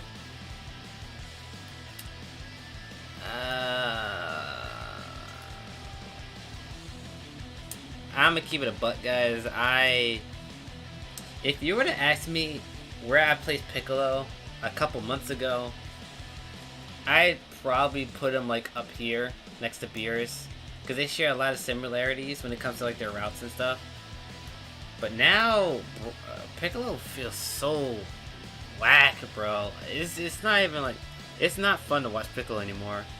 Mostly because his routes are like Janemba, like feel the same, even though technically they aren't. Like when you use like certain routes, like when you use like 236 to like side switch, and then you do a re-jump, and then you knock them down, and then you do Hell Zone, and then you do Orb into DR, and then you do the same thing over and over again. It's kind of like, you know, Piccolo's good, and he hits you like really hard, but it's like, Eh. Eh.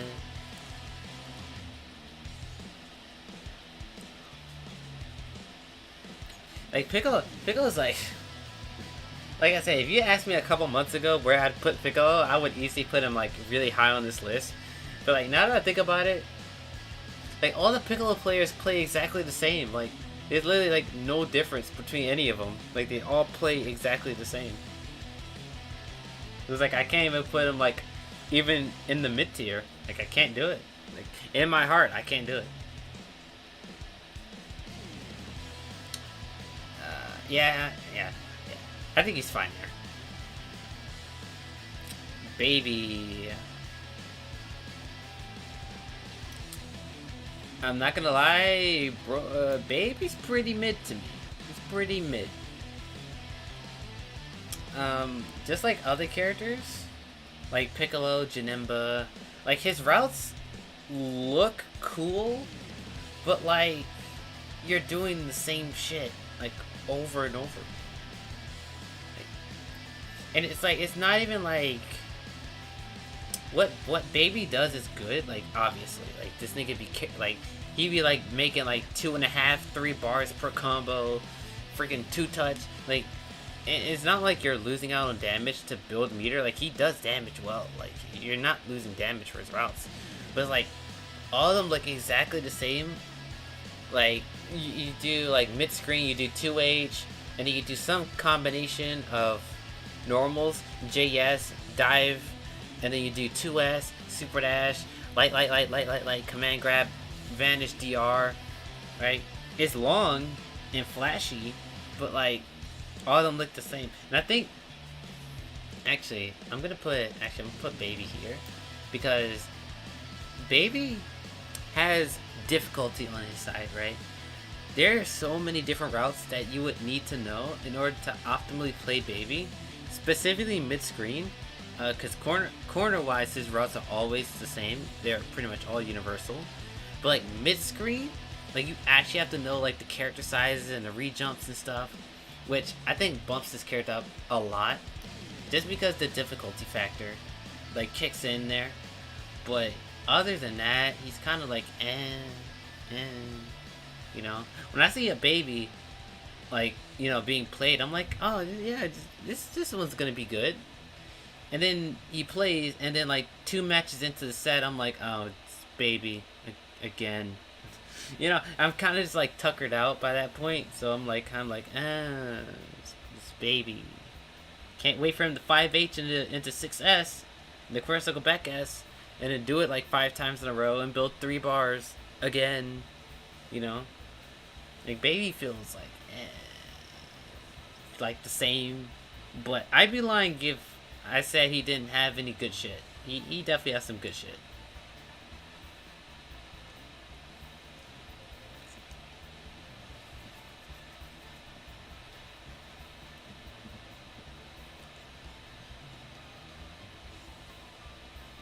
Oh, air's hit you. Oh, I scratch my head.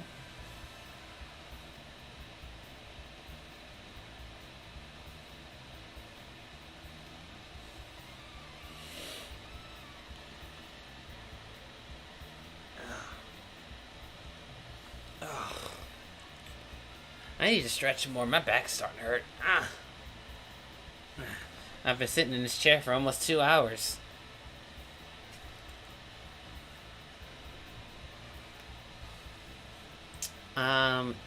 Tien Shinhan. Crap. Hold on 1 second, guys.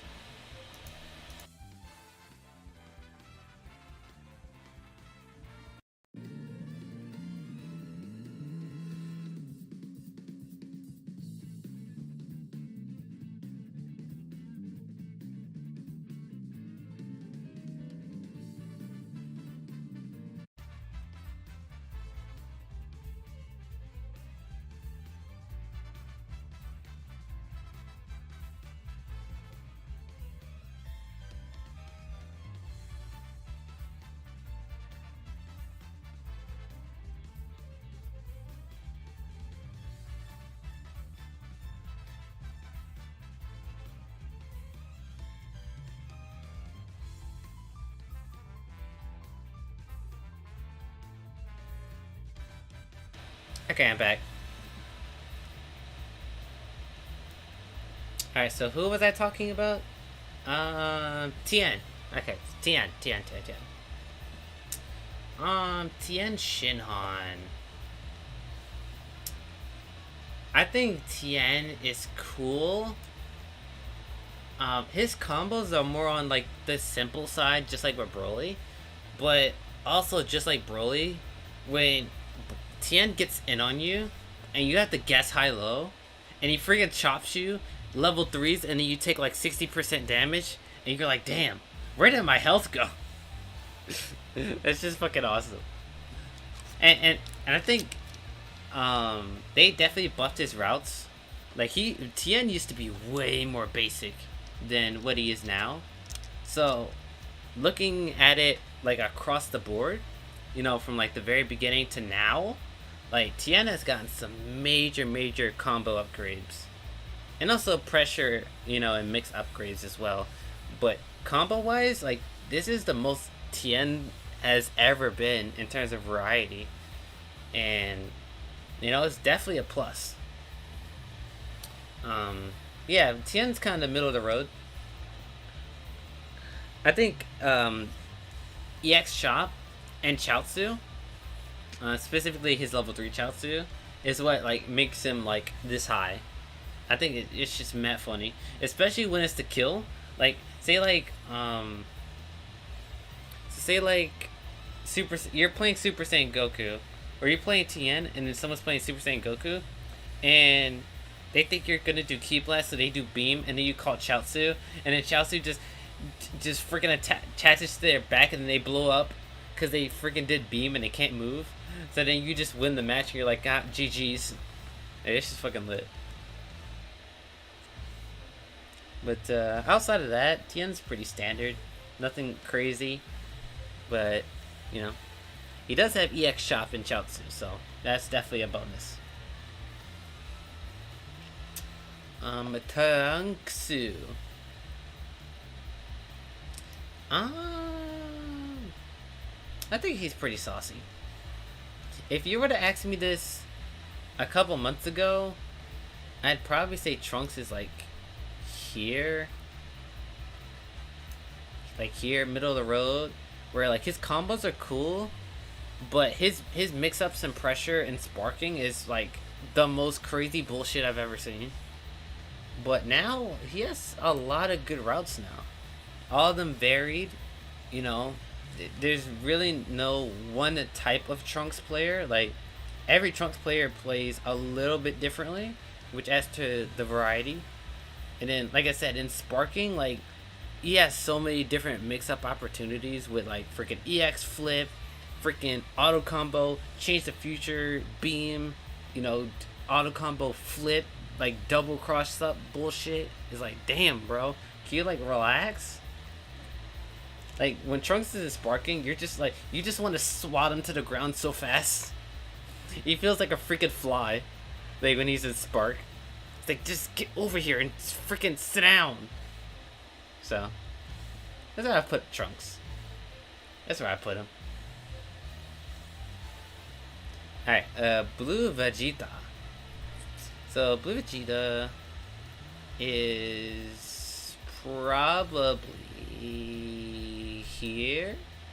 Literally right next to Gogeta Blue, because they pretty much feel exactly the same.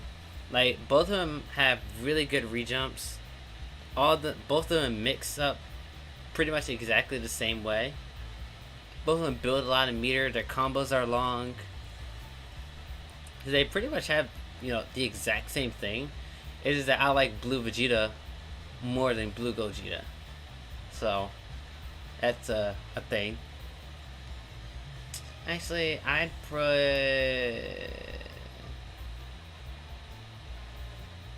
Yeah, I'll put him here, actually. I don't think he's more fun than 16, personally. But Blue Vegeta is definitely very, very fun to watch. And then when you're playing him, and you literally, you press jab, right? You do 4 L, and then you do Rekka assist, and you're like, haha, guess nigga, and then I 2-touch you, and then you fucking die. This is fucking lit. And then if you have 5 bars, and you're like, oh, you think you're not gonna die? All right, level 5, and then you actually die. You're like, huh, I told you you'd die. So, Blue Vegeta has some pretty good routes. Actually, I think Blue Vegeta mid screen probably has the most varied routes in the roster. I think the only ones that compete with him, like mid screen wise, is like Gotenks, Janemba, and Adult Gohan. I think that's it. I don't think anybody else really has like that, like so many different routes mid screen. I'm trying to think. Cause I don't think Trunks has any loops mid screen, does he? I don't think so. Ginyu has some mid screen Ginyu combos. Yeah, I think it's Janemba, Gotenks, and Adult Gohan. Yeah. Yeah, that's Blue Vegeta. SSJ Vegeta.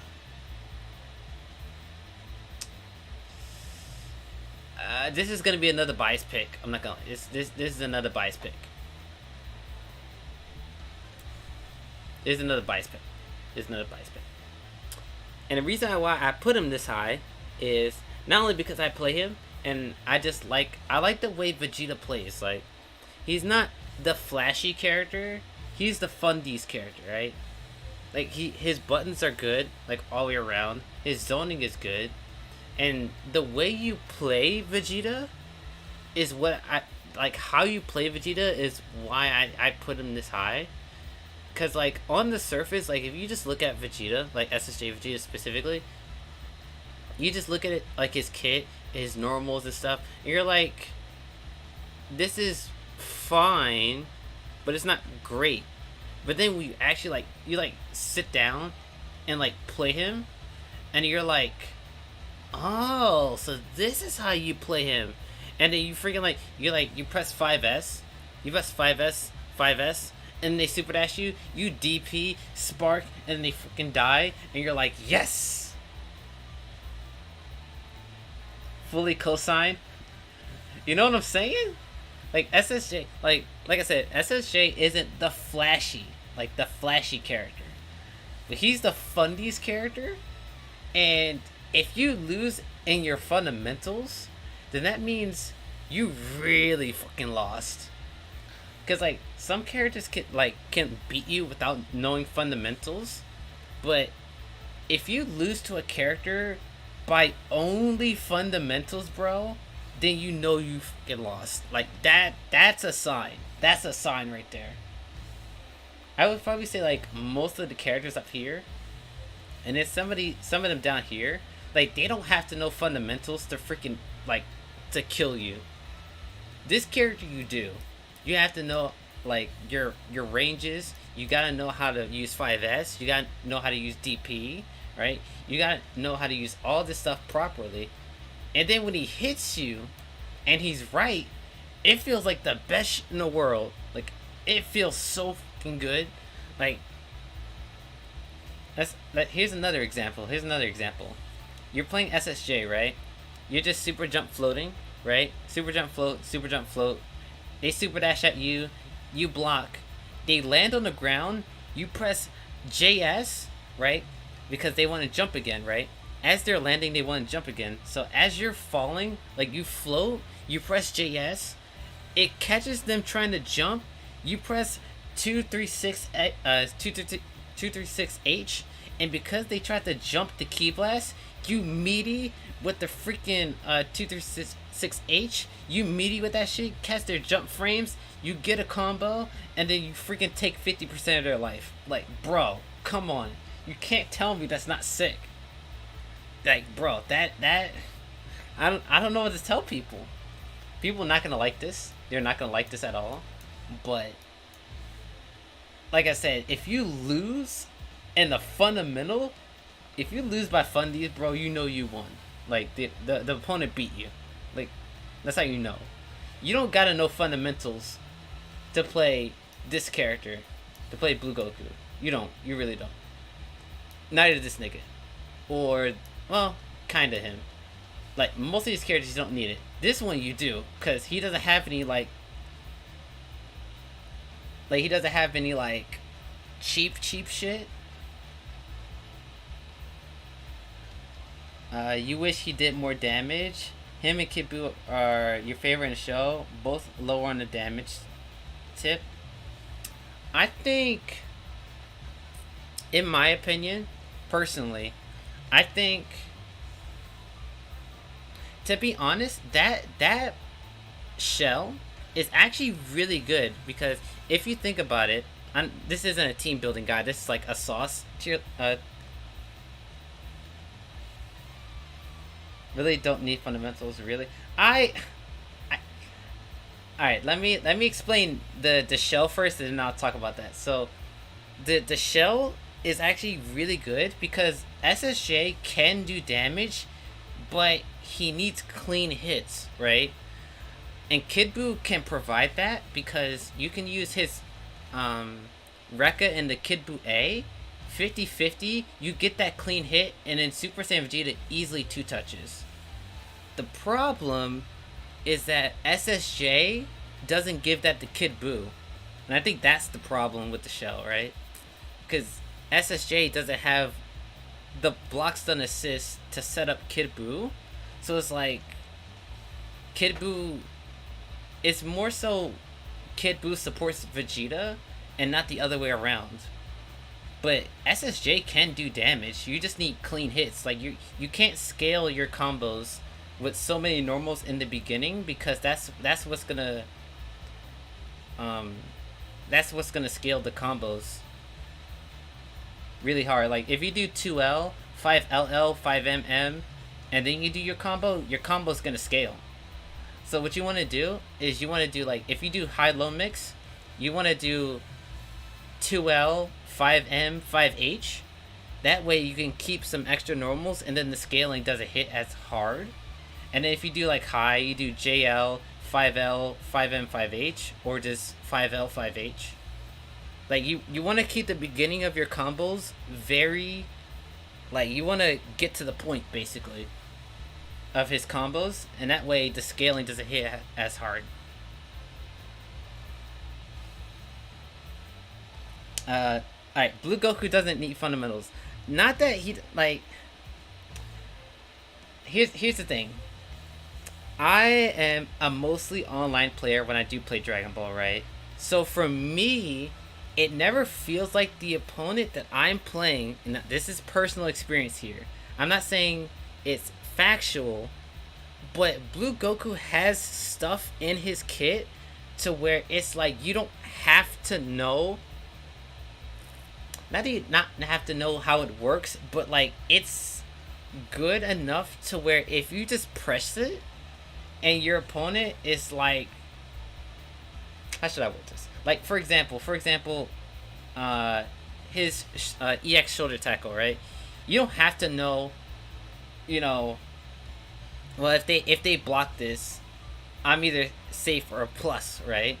Or like dive kick. Like, you don't have to know how to super jump float in order to do 50-50s, because he just has strike throw or fucking tackle, right?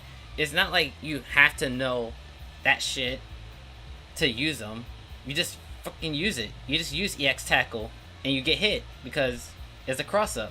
Or you just do dive kick and then you just fucking use assist and you're like, I just pressed JL.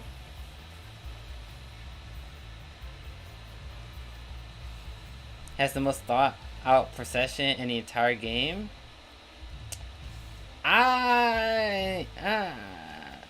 Top tier Blue Goku, yeah. If we're talking about like maxed out Blue Goku, yeah. But I think some other characters are more than that, though. I don't know about the entire roster.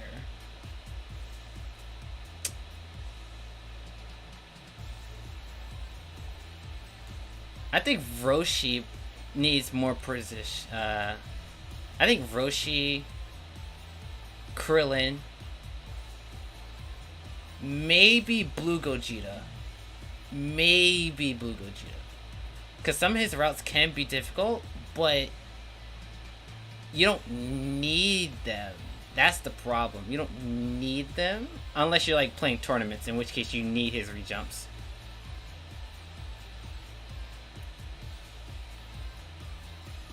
You understand the neutral part of EX tackle, but does not make him not a fundies kid. Yeah. I should have said that better. But you have to admit that there's certain things in his kit to where it's like you can just do it, right? It's not like, how should I word this? This is so weird because like I don't want to say like the character is like stupid, like you just like you auto do something and you win, because that's not how fighting games work. Like there's no character in this game to where you press a thing and then the opponent dies unless you're SSJ4. But even then, SSJ4 has to like set up with his levels. So it's like I don't think there's anybody in the roster that does that, but like character has moves in their kit to where it's like, you can just press it when you're out of options, and if you're wrong, you're not in any danger. But if you hit them, then their opponent fucking dies, or gets put into another situation where they have to guess. And I think Blue Goku fits in that category. It's weird. It's weird. Like there's no like, there's not a label I can say, but I can like describe it. It's weird. It's weird. But I think my whole point about this whole fundamentals thing is that SSJ requires the most amount of fundies, because he doesn't have any like, oh yeah, in this situation I do this and 9 times out of 10 I win. Outside of like maybe like Reflect 236H. Reflect 236H actually punishes a lot of stuff, but some characters, mostly the top tiers, actually recover fast enough to where that's not an issue. But you know, like the cheapest thing that SSJ has is probably Rekka assist 50-50 in the corner, but like first of all that's only in the corner, and then only certain characters can actually give him that, so it's like you know. But yeah, that's why I put SSJ this high. He's not flashy, but if you lose to this character, it's because he actually outplayed you, and that's why I put him up here. He like, if you lose to him, you just got outplayed. Like literally, you just get outplayed.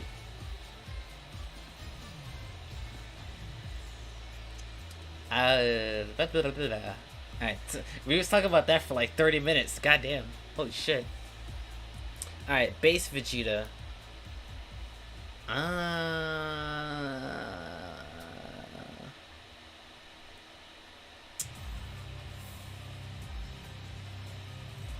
Honestly, I might put base Vegeta down here, to be honest. I think the concept of his loops are awesome, but like maybe it's just me, but I'm kind of stale on base Vegeta right now. Like I don't think he's bad, but like he feels stale. Like they took out his mid-screen loops, so like now he only has like basic B&B stuff, and then in the corner, like most of it's all like the start, like no matter the starter, the end result is always the same in jump cancel, light JS, light JS, light end combo, right? There's like no matter what the starter is, that's how the combo ends, and it feels stale. I don't know if you guys agree with that, but it's weird. And I'm like the biggest Vegeta like fanboy, but like I don't know.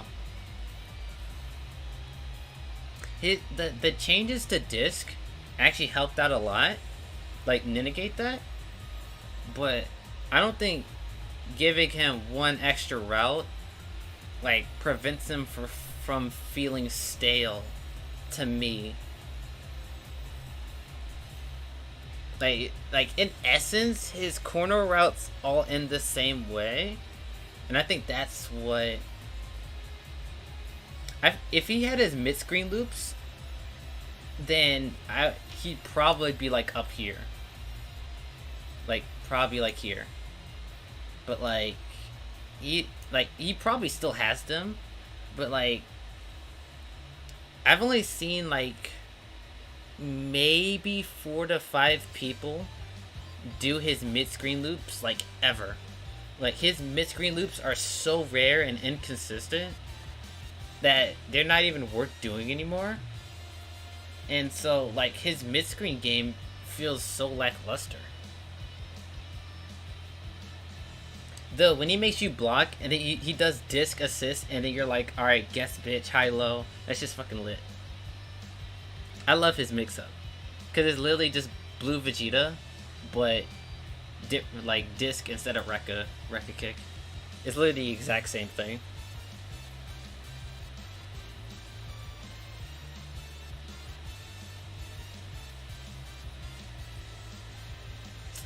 But his neutral can be fun though. Actually, I like his neutral, so maybe I'll put him here.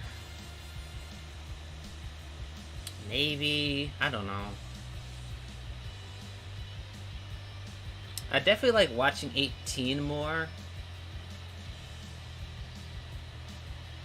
Actually, I think I'm gonna swap 17 here, actually.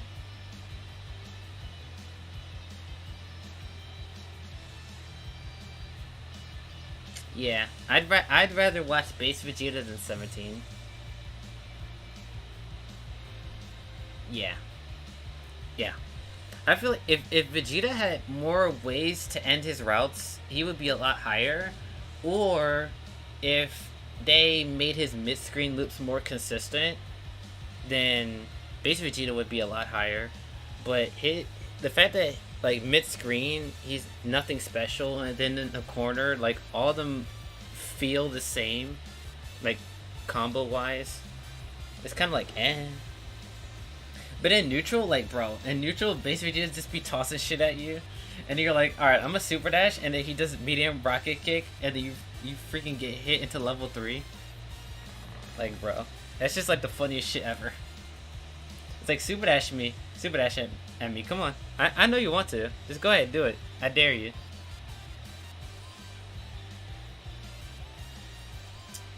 Okay, Vegito.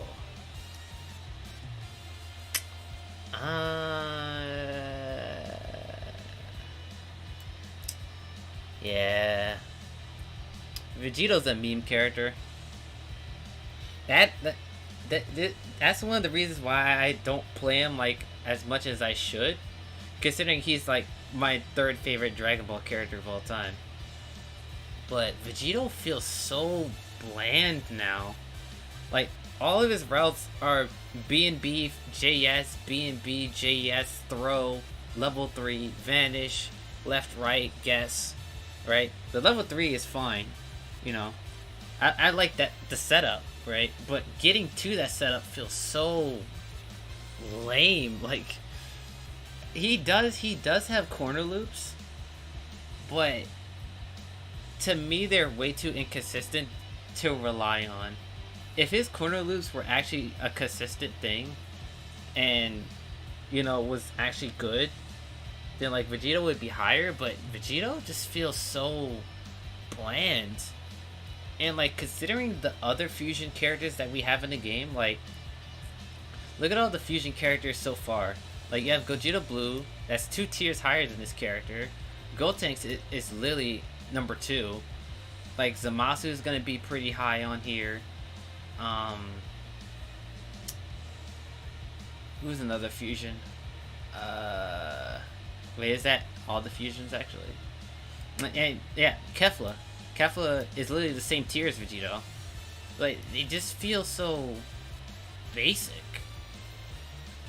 I mean, Vegito's good. Like, number 1 and number 2 in the game, but like, so dry. Like, all of his routes look exactly the same. In fact, they are exactly the same. It's BNBJS.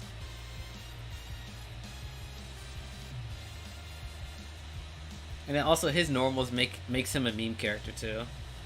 I don't really like it. Cause like even without the normal buffs that they gave him, like making 5M what it is, and then I'm pretty sure they changed JS. They actually made JS stronger, and then they did something else to his normals, but I forgot. They changed something else in his normals, but like even then he didn't even need it to be good. Like he still had the level 3 Oki, right? He had the level 3 Oki. He had A assist. Like Vegeta was good before they gave him those buffs, and then now he's just fucking cracked out for no reason. So yeah, Vegeto's kind of sleeper. Well, he's not sleep, but he's kind of like mid for me, and that's one of the reasons why I don't play him. Like, hey, to be honest, I would. My main team would probably be Blue Vegeta, Krillin, and Vegito, but I just don't like playing Vegito because he's so boring. Like in comparison to Krillin and Blue Vegeta, he just feels so boring that when I play him, it's like, oh, I'm playing Vegito now. Okay, well, time to 5M him and then the opponent and then have him die, and then if they don't die, I level 3 him and then they die. So it's like, you know. Vegito feels like an autopilot character. He's that good to where you B and you kill your opponent, or you just level 3 and then you level 3 and then you kill your opponent.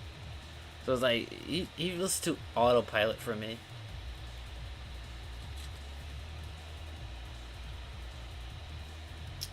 Videl.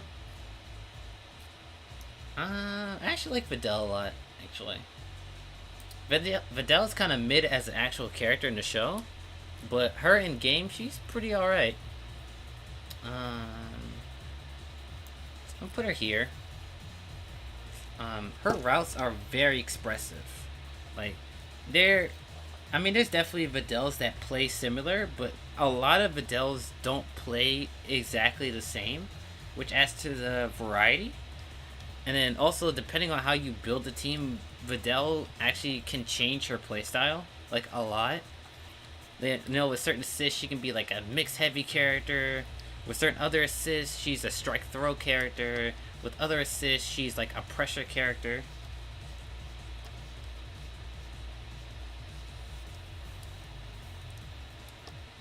You didn't hear my answer to the Blue Goku part? Okay, shit, I forgot what I even said about Blue Goku. What did I say about Blue Goku?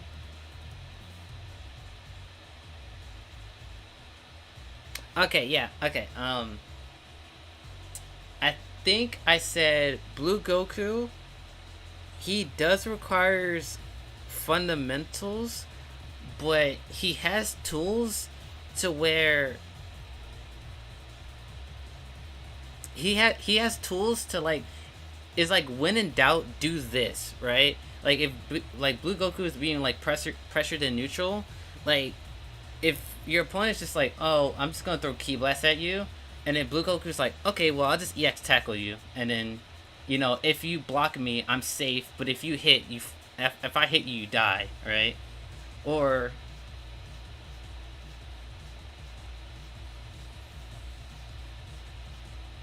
yeah, fundamental EX tackle. Well, not specifically that, but that's the biggest contributor. Remember, how should I word this? Most of my experience is online, so I know it's kind of skewed, right? That my viewpoint is kind of skewed because, like, I'm not playing like the top tiers of Blue Gokus, right? But in my experience, it never feels like the Blue Goku that I play is like outmatching me, right? Because, like, up close, like, for example, without using EX tackle, let's say the Blue Goku is like pressuring me, right? He's doing the regular Dragon Ball B&B, right? And then all of a sudden, just like how should I word this? Like how Blue Goku up close is like a strike throw character or a mixed character depending on how you do your block string, right? Well, most of the time, if they're a strike throw Goku Blue player, have you studied his pressure in depth? A little bit. I have a training bot. I have a training bot that fights against Blue Goku. You know, dealing with like how to deal with DR, command grabs, and stuff like that. But, like, so like back what I was saying, like when I'm fighting like a strike throw Blue Goku, they literally do the exact same block string into EX command grab. They do 2L, 5LL, 5M, EX command grab, and it's like, bro, I either get hit or super dash, right? But after that, like if you defend against that, they freaking fall apart. Like they don't know how to do anything else outside of that, and it's like, damn. Then you got them, and then now when they do the same scenario again, and you're kind of like, oh well, you're not a threat anymore. Once again, my viewpoint is kind of skewed because I play online, so like most shit is kind of like auto. Yeah. Playing against poor Blue Coos. Yeah, exactly.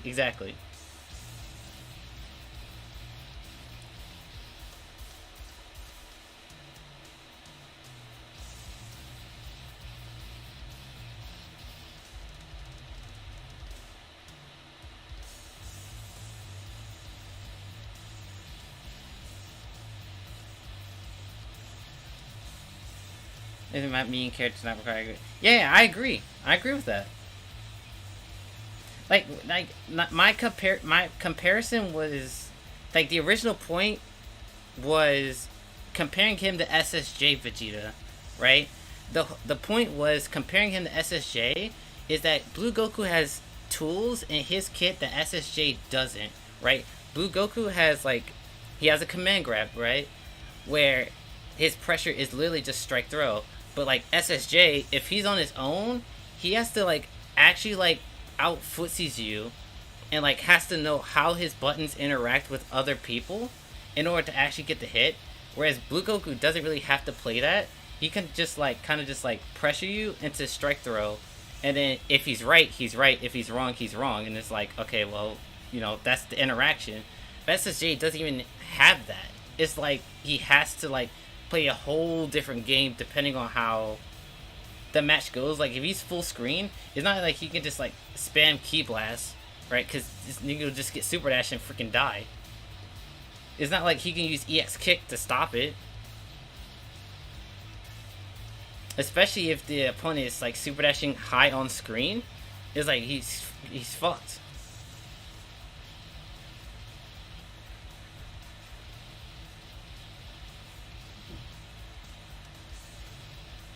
So that was my original point. My original point is that SSJ Vegeta requires more fundamentals than Blue Ku. That was my original point. And it's purely due to his kit just being more undertuned than Blue Goku.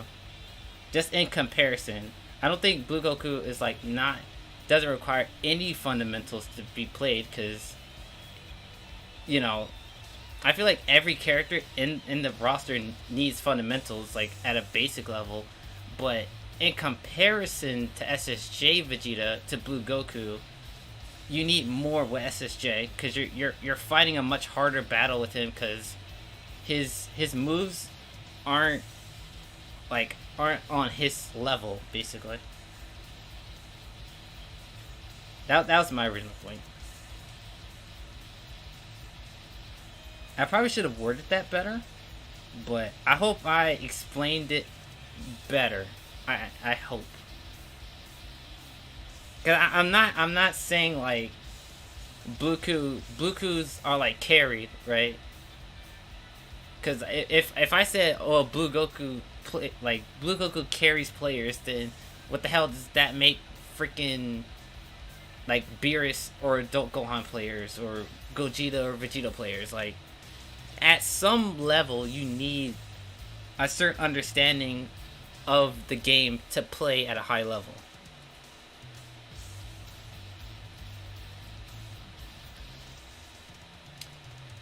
You think you get it now? You compare Bluku with a character, SSJ Vegeta, that does not have a tool that make the opponent do something in defense, therefore Bluku is not a Funny's character. Yeah, in comparison to SSJ, yes. In comparison to SSJ, yes. But Bluku, like I said, every character requires some bit of fundamentals, like, to be played. But like I said, I'm comparing SSJ to Bluku. Yeah, argument is a little shallow. Well, I mean this isn't like a argument of who's better. I'm just saying, like, in terms of, like, this is a Sauce tier list. This is basically like how fun is the character to play and to watch. That's the whole point of this list. I'm not like, trying to, like, say who's better, right? But in my experience in playing the characters, like, it's more rewarding. Me as the SSJ main, like, it feels more rewarding when I win with SSJ, because not only because I'm playing harder, but I have to understand the matchup more than if I just played Bluku, and the matchup just mostly consists of, if I get close, I play Strike Throw, and then if I'm in neutral and they throw out a beam, I just EX Tackle, and they freaking die.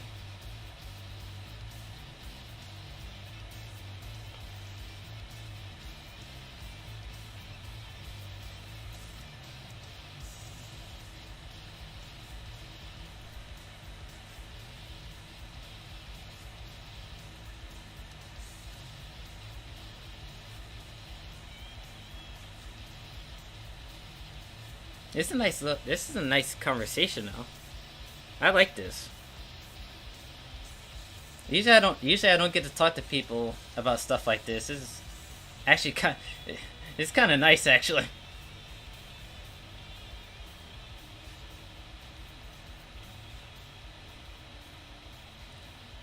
You think Vegeta is just a character that does not have the tools to play the game that is intended to be played right now? Is a bad character for season 3 onwards? Yeah, I've been said this for months, and everybody knows Vegeta's SSJ Vegeta is like a bottom 5 character. I don't think anyone would argue against that. But it's like the way they try to buff SSJ feels so misleading. No, not misleading. So misinformed, basically. Because, like, the stuff that I want for Vegeta wouldn't even make him broken. It would just make him on par with, like, the mid tiers. Like, there's so much stuff that even other mid tiers have that he just doesn't have, and it's just crazy that he doesn't. Like, he's undertuned. Like, he's not a bad character. He's just undertuned. Like, the things that he does isn't bad. Like, he has a good Ki Blast, right? He has an aerial DP, so you can't super dash at him, and it's up to the player to actually recognize the super dash. So it's not like other neutral options like Vegito's split finger shot or Broly's eraser ball, to where, like, you just toss them out and you're like, all right, well, they can't really stop me because, either fast recovery or armor or, like, deflection, like Ki Blast deflection. Like, Vegeta actually has to, like, realize where the Ki Blast is going, right? And then if the opponent super dashes, you have to know the cancel. Like it's not bad, but he just undertuned. Like, for example, why is his 236H not projectile invul? I'm not talking about 236 light and medium. I'm talking about EX. Why is that not projectile invul in a game where Lab Coat 21, where all of her special moves are Ki Blast and anti-air, like deflection?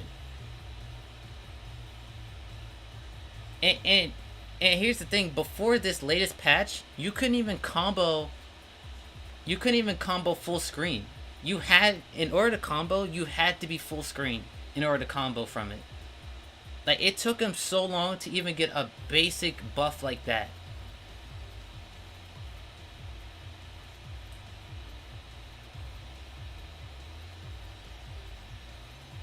Like, it's like stuff like that that makes him like, he's not a bad character. He's just an undertuned character.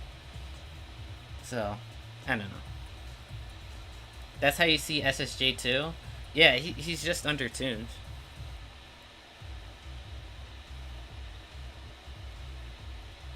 So this got way more in depth than I was originally uh, gonna make it. I like conversations like this. All right, how many characters we have left? We have 4. So let's knock this out before 10 o'clock. 10:30 hits. So next we have Yamcha. So before the latest patch, I probably would have put Yamcha like down here, but Yamcha's pretty sick right now. I actually really like the Wolfang Fist changes.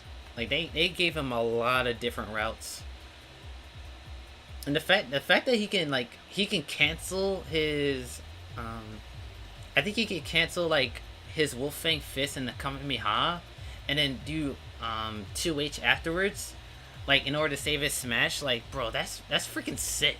Like, I don't know who at Arxis thought of that idea, but I would literally give him a hug. I'm like, you're like one of the greatest minds. Thank you for this buff. Like, that saved Yamcha for me. I think his offense is, still weak overall, but his damage isn't an issue anymore. That's definitely not an issue anymore. I think the things that's stopping him is like his even if his Wolfang Fist was, a lot better than what it is, I just don't like Yamcha's pressure. I don't think it's fun for me, honestly. I don't think it's fun. But his combo routes are very, very fun now. And the fact that he can do level 1 to level 3 is extra bonus points as well.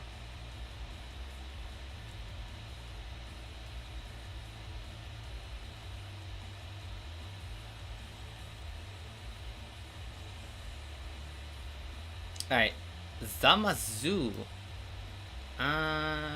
Easy. Saucy tier.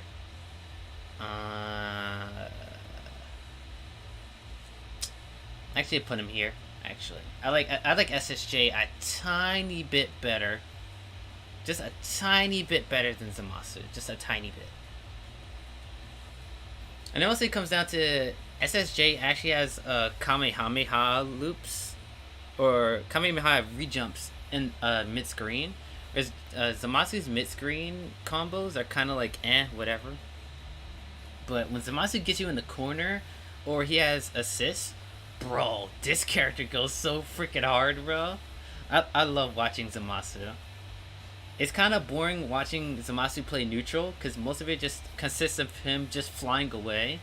But if there's an aggressive Zamasu player, bro, aggressive Zamasus are like some of the most funnest shits ever.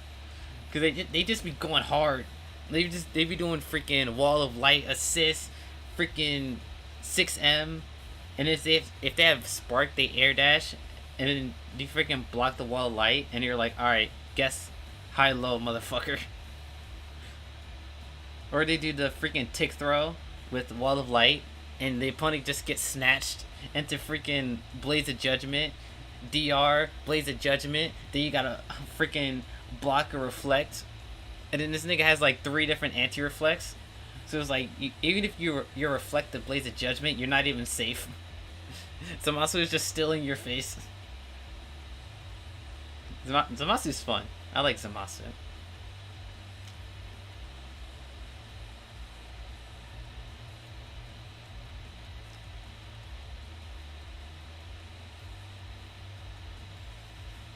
Alright, Gogeta 4. Gogeta kinda has the same problem as Vegito, where they're good, but like they're very basic. Actually, like I'm putting them high. Yes, actually, I'm putting him here. He shares like the same problems as Vegito, where they're like super good, but like they're super good because they're basic and like their skill ceiling isn't like monstrously high. So like their routes all look exactly the same, and like I guess they're like different styles of Gogeta players, which is better. Because like Vegito, there's only like one style of Vegito player. Gogeta has like several different styles. There's like the aggressive ones that like just want to keep enforcing pressure on you. Then there's like the gimmick level 7 Gogetas playstyle that like just build a team around one shotting you. And then there's like the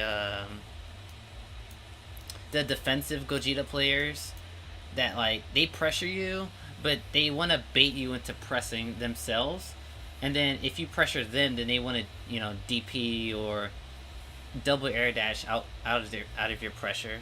So like there's different styles to Gogeta 4, which I really like, but I don't think it's enough to like put them any higher than the rest of these characters, because regardless of what style they play on offense, specifically combos, they just all feel exactly the same. So that's kind of my main thing about Gogeta 4.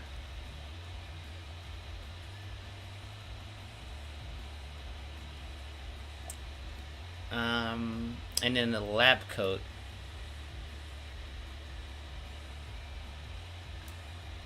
Yeah, yeah. This actually hurts me. I'm not gonna. Hold on. God, I've been talking for like 2.5 hours. Alright.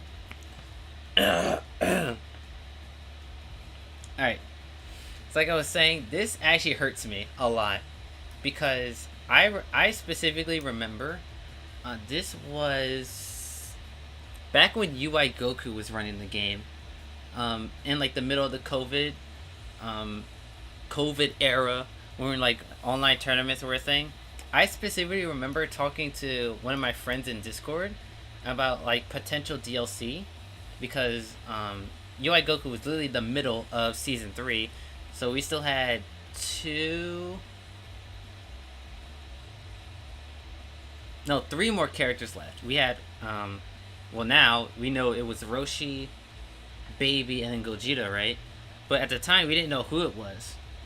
So one of my top picks was actually Lab Coat 21, because I don't like the Majin form at all. Majin form looks ugly as all hell. I don't like the Majin design, but I really like base 21. Like it was like her design is really cool and like very unique when it comes to Dragon Ball. So I was like, yeah, this character's freaking sick. And like when I saw this character in story mode, I was like, all right, well, at some point I'm gonna get a chance to play her, and then you never do, and then the only 21 you unlock in the game is the Majin form, and it's not even the Majin form with like the dark, the dark skin, or the one with the blue eyes. It's the freaking regular one with the red eyes, and I'm like, ew, like gross. So it was like I couldn't even like play 21, and then they released this character, and I'm like, alright, this is freaking sick. And then she releases, and then she completely destroys the entire meta of the game, and I'm like, damn, I don't want to play her because she freaking ruins the game for everybody else. And like her toolkit is so overtuned that even when I'm right, and I know I'm right, I feel like I'm wrong. Like for example, like say like my opponent is like super jump floating against me, right? And I want to anti-air them, and I specifically wait for them to like fall down with the button. Like if they super jump float, fall down with JM, and then I do cortical back heavy as a response. I'm right, but I feel wrong at the same time, so it doesn't even feel fun to play the character, right? And then months later, they actually finally addressed the character, right? They nerfed the debuff, well, the command grab part of it, which was a good change, but they nerfed her stomps. And I remember specifically in my video about how they should nerf or adjust 21, I specifically said that if they did do something to stomps, which, you know, it was literally a 50-50 if they were going to do anything to stomps, because I think the fact that they OTG is the real issue, because most characters in the game can't OTG. So, like, the fact that she has it so willingly is, like, freaking cracked out. But they nerfed the damage, and so one of the things I really like 21 for is her stomp loops in the corner, and that added a little bit of variety to 21, because, yeah, mid-screen her combos are pretty much exactly the same, but in the corner you had several different options. You had, like, the basic Dragon Ball B&B, and then you had, like, then B&B mixed in with the stomp loops, right? And then you end with the critical back input on the ground, and then you stomp OTG again, and then you continue the combo from there. And then you had, like, the pure stomp loops, right? You did, like, starter stomp, and then you combo stomp, and then you get the wall bounce, and then you combo stomp, and then you do, like, 5L, and then you end with the cursor go back, and then you stomp again, like the pure stomp loops. And I was like, bro, this is freaking sick, right?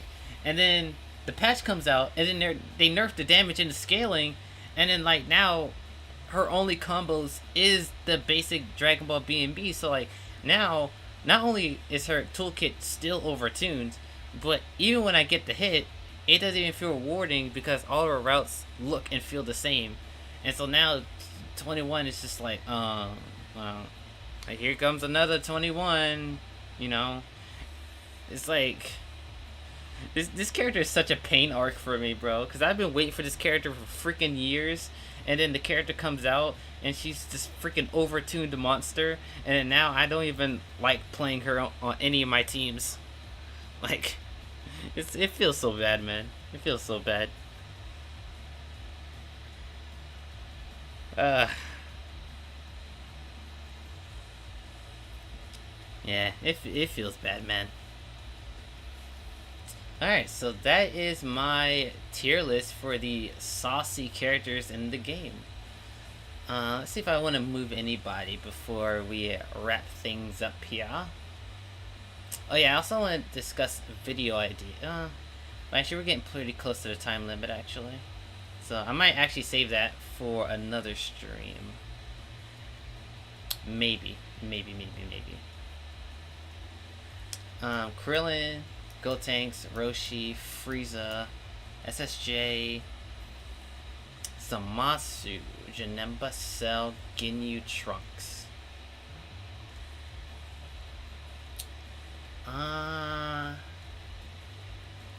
Actually, I'm gonna move Trunks up, cause his corner routes are actually pretty cool now.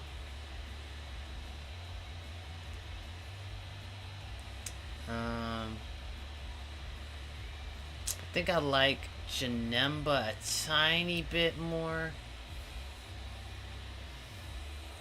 I think that's it, actually. I like this. I like this. We got Beerus, Adult Gohan, Blueku, 16, Blue Vegeta, SSJ Vegeta, Bardock, Videl, Nappa, Baby GT Gogeta.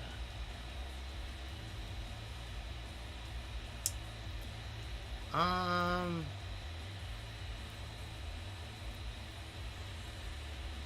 think I'm gonna move 16 a tiny bit.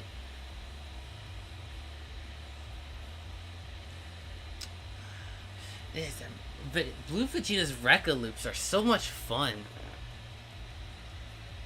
But like, Blueku is more flexible with his loops. Like Blue Vegeta, you can only like do him like near the ground. Like Blue Ku can like freaking 2H, dive kick, and then freaking do his loops off that. You can freaking super dash, do loops. You can do freaking smash attack loops. Like he's a lot more flexible than Blue Vegeta.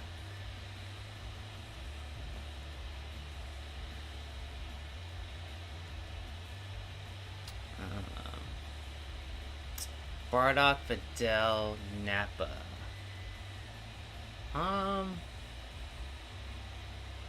Yeah, I think I like this. Then you got Baby Gogeta and Goku.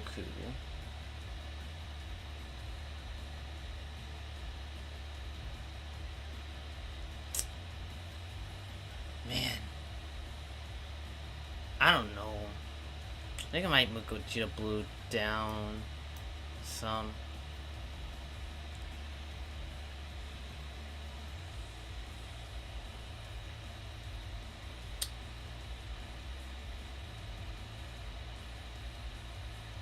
Yeah.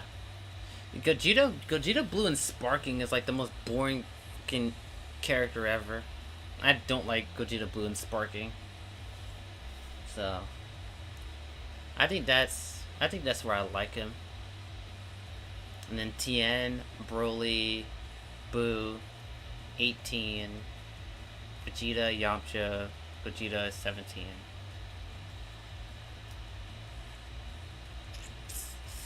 I like Broly. Yeah, I like Broly slightly more because like Broly sucks. Like when it comes to his combos, like he's like bland as hell. But when Broly is on your ass, bro, that's just mad funny. Cause like he literally just freaking scoops your ass, and then if he level threes you, he just level threes you, and he's like, all right, I'm either gonna scoop you or punch you in your throat, and you gotta guess. That's just fucking lit. But Tien also has that, cause he's like, all right, I can either poke you in your eye, or I can just slam your face into the concrete. Like they both these characters essentially do the same thing. But I think I like Broly slightly more, ever so slightly. Though I like Tien's combos way more than Broly's combos. But his pressure is just way too much more fun. I like his pressure more. It's way fun.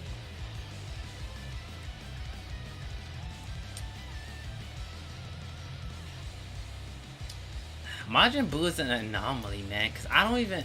Majin Buu, I have no idea what his routes look like. All I know is that most of them end with Fat Toss, and then you literally 50-50 your opponent, and they freaking die. And I love that about Majin Buu. But in terms of his actual, like, combo routes, I have no idea. I don't know what they look like. So, like, he's kind of in the middle here just because... I just don't know.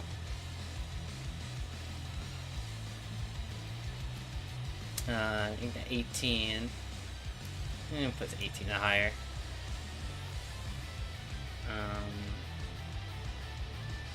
Base Vegeta, Yamcha, Gogeta 4, 17.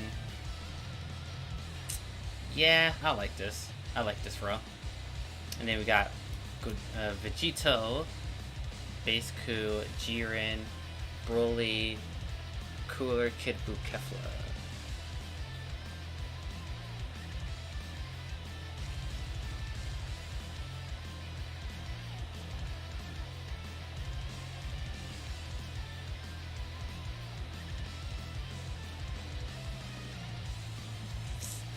I want to move S Broly up some more, but like, bro, this character is so boring unless you're hitting your opponent.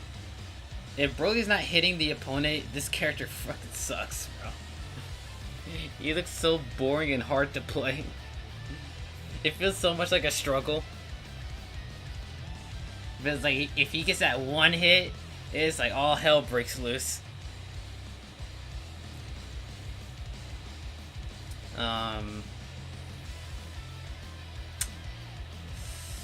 Actually, I'm gonna move Jiren up some more.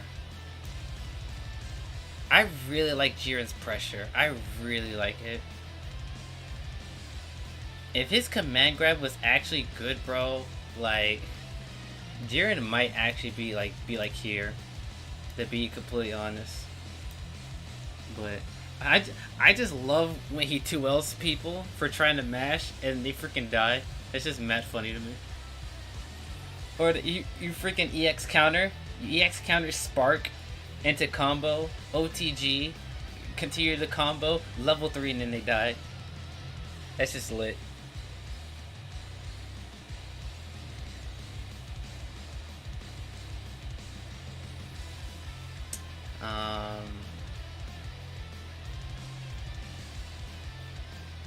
I think I like the rest of the list actually. I like it.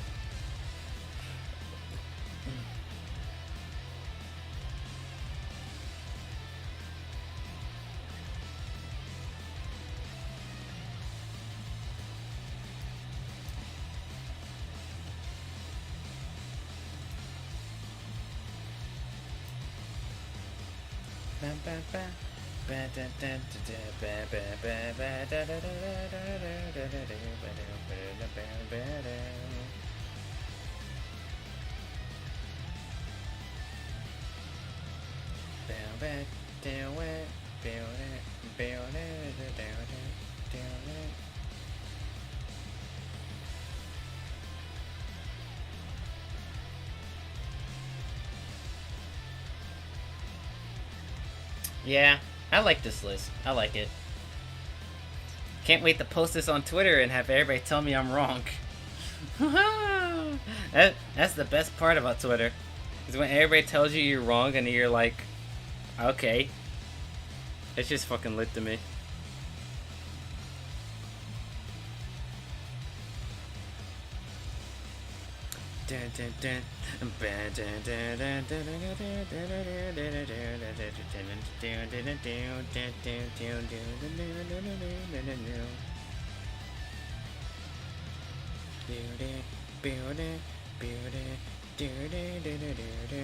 I love this freaking song, bro.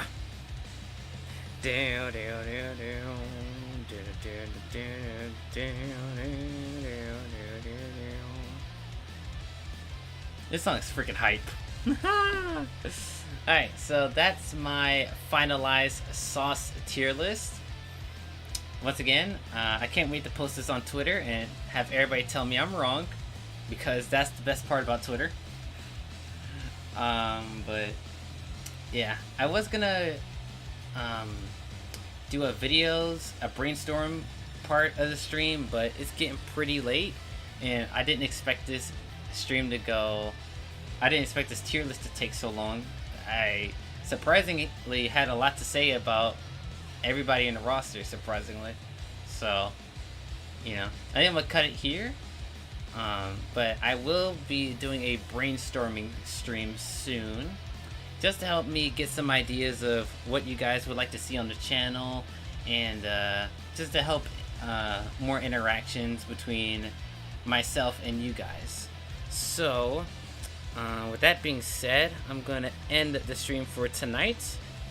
The plan is I'm going to be posting either a Melty Blood video tomorrow, or I'm going to finish Sonic Frontiers tomorrow with another stream.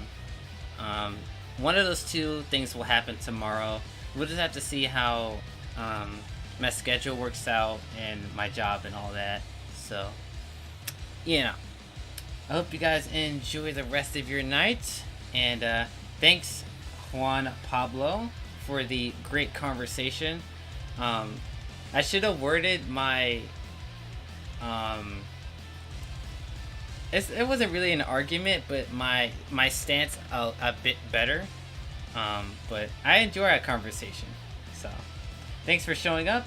I appreciate everybody else for showing up, and I hope you guys have a wonderful night.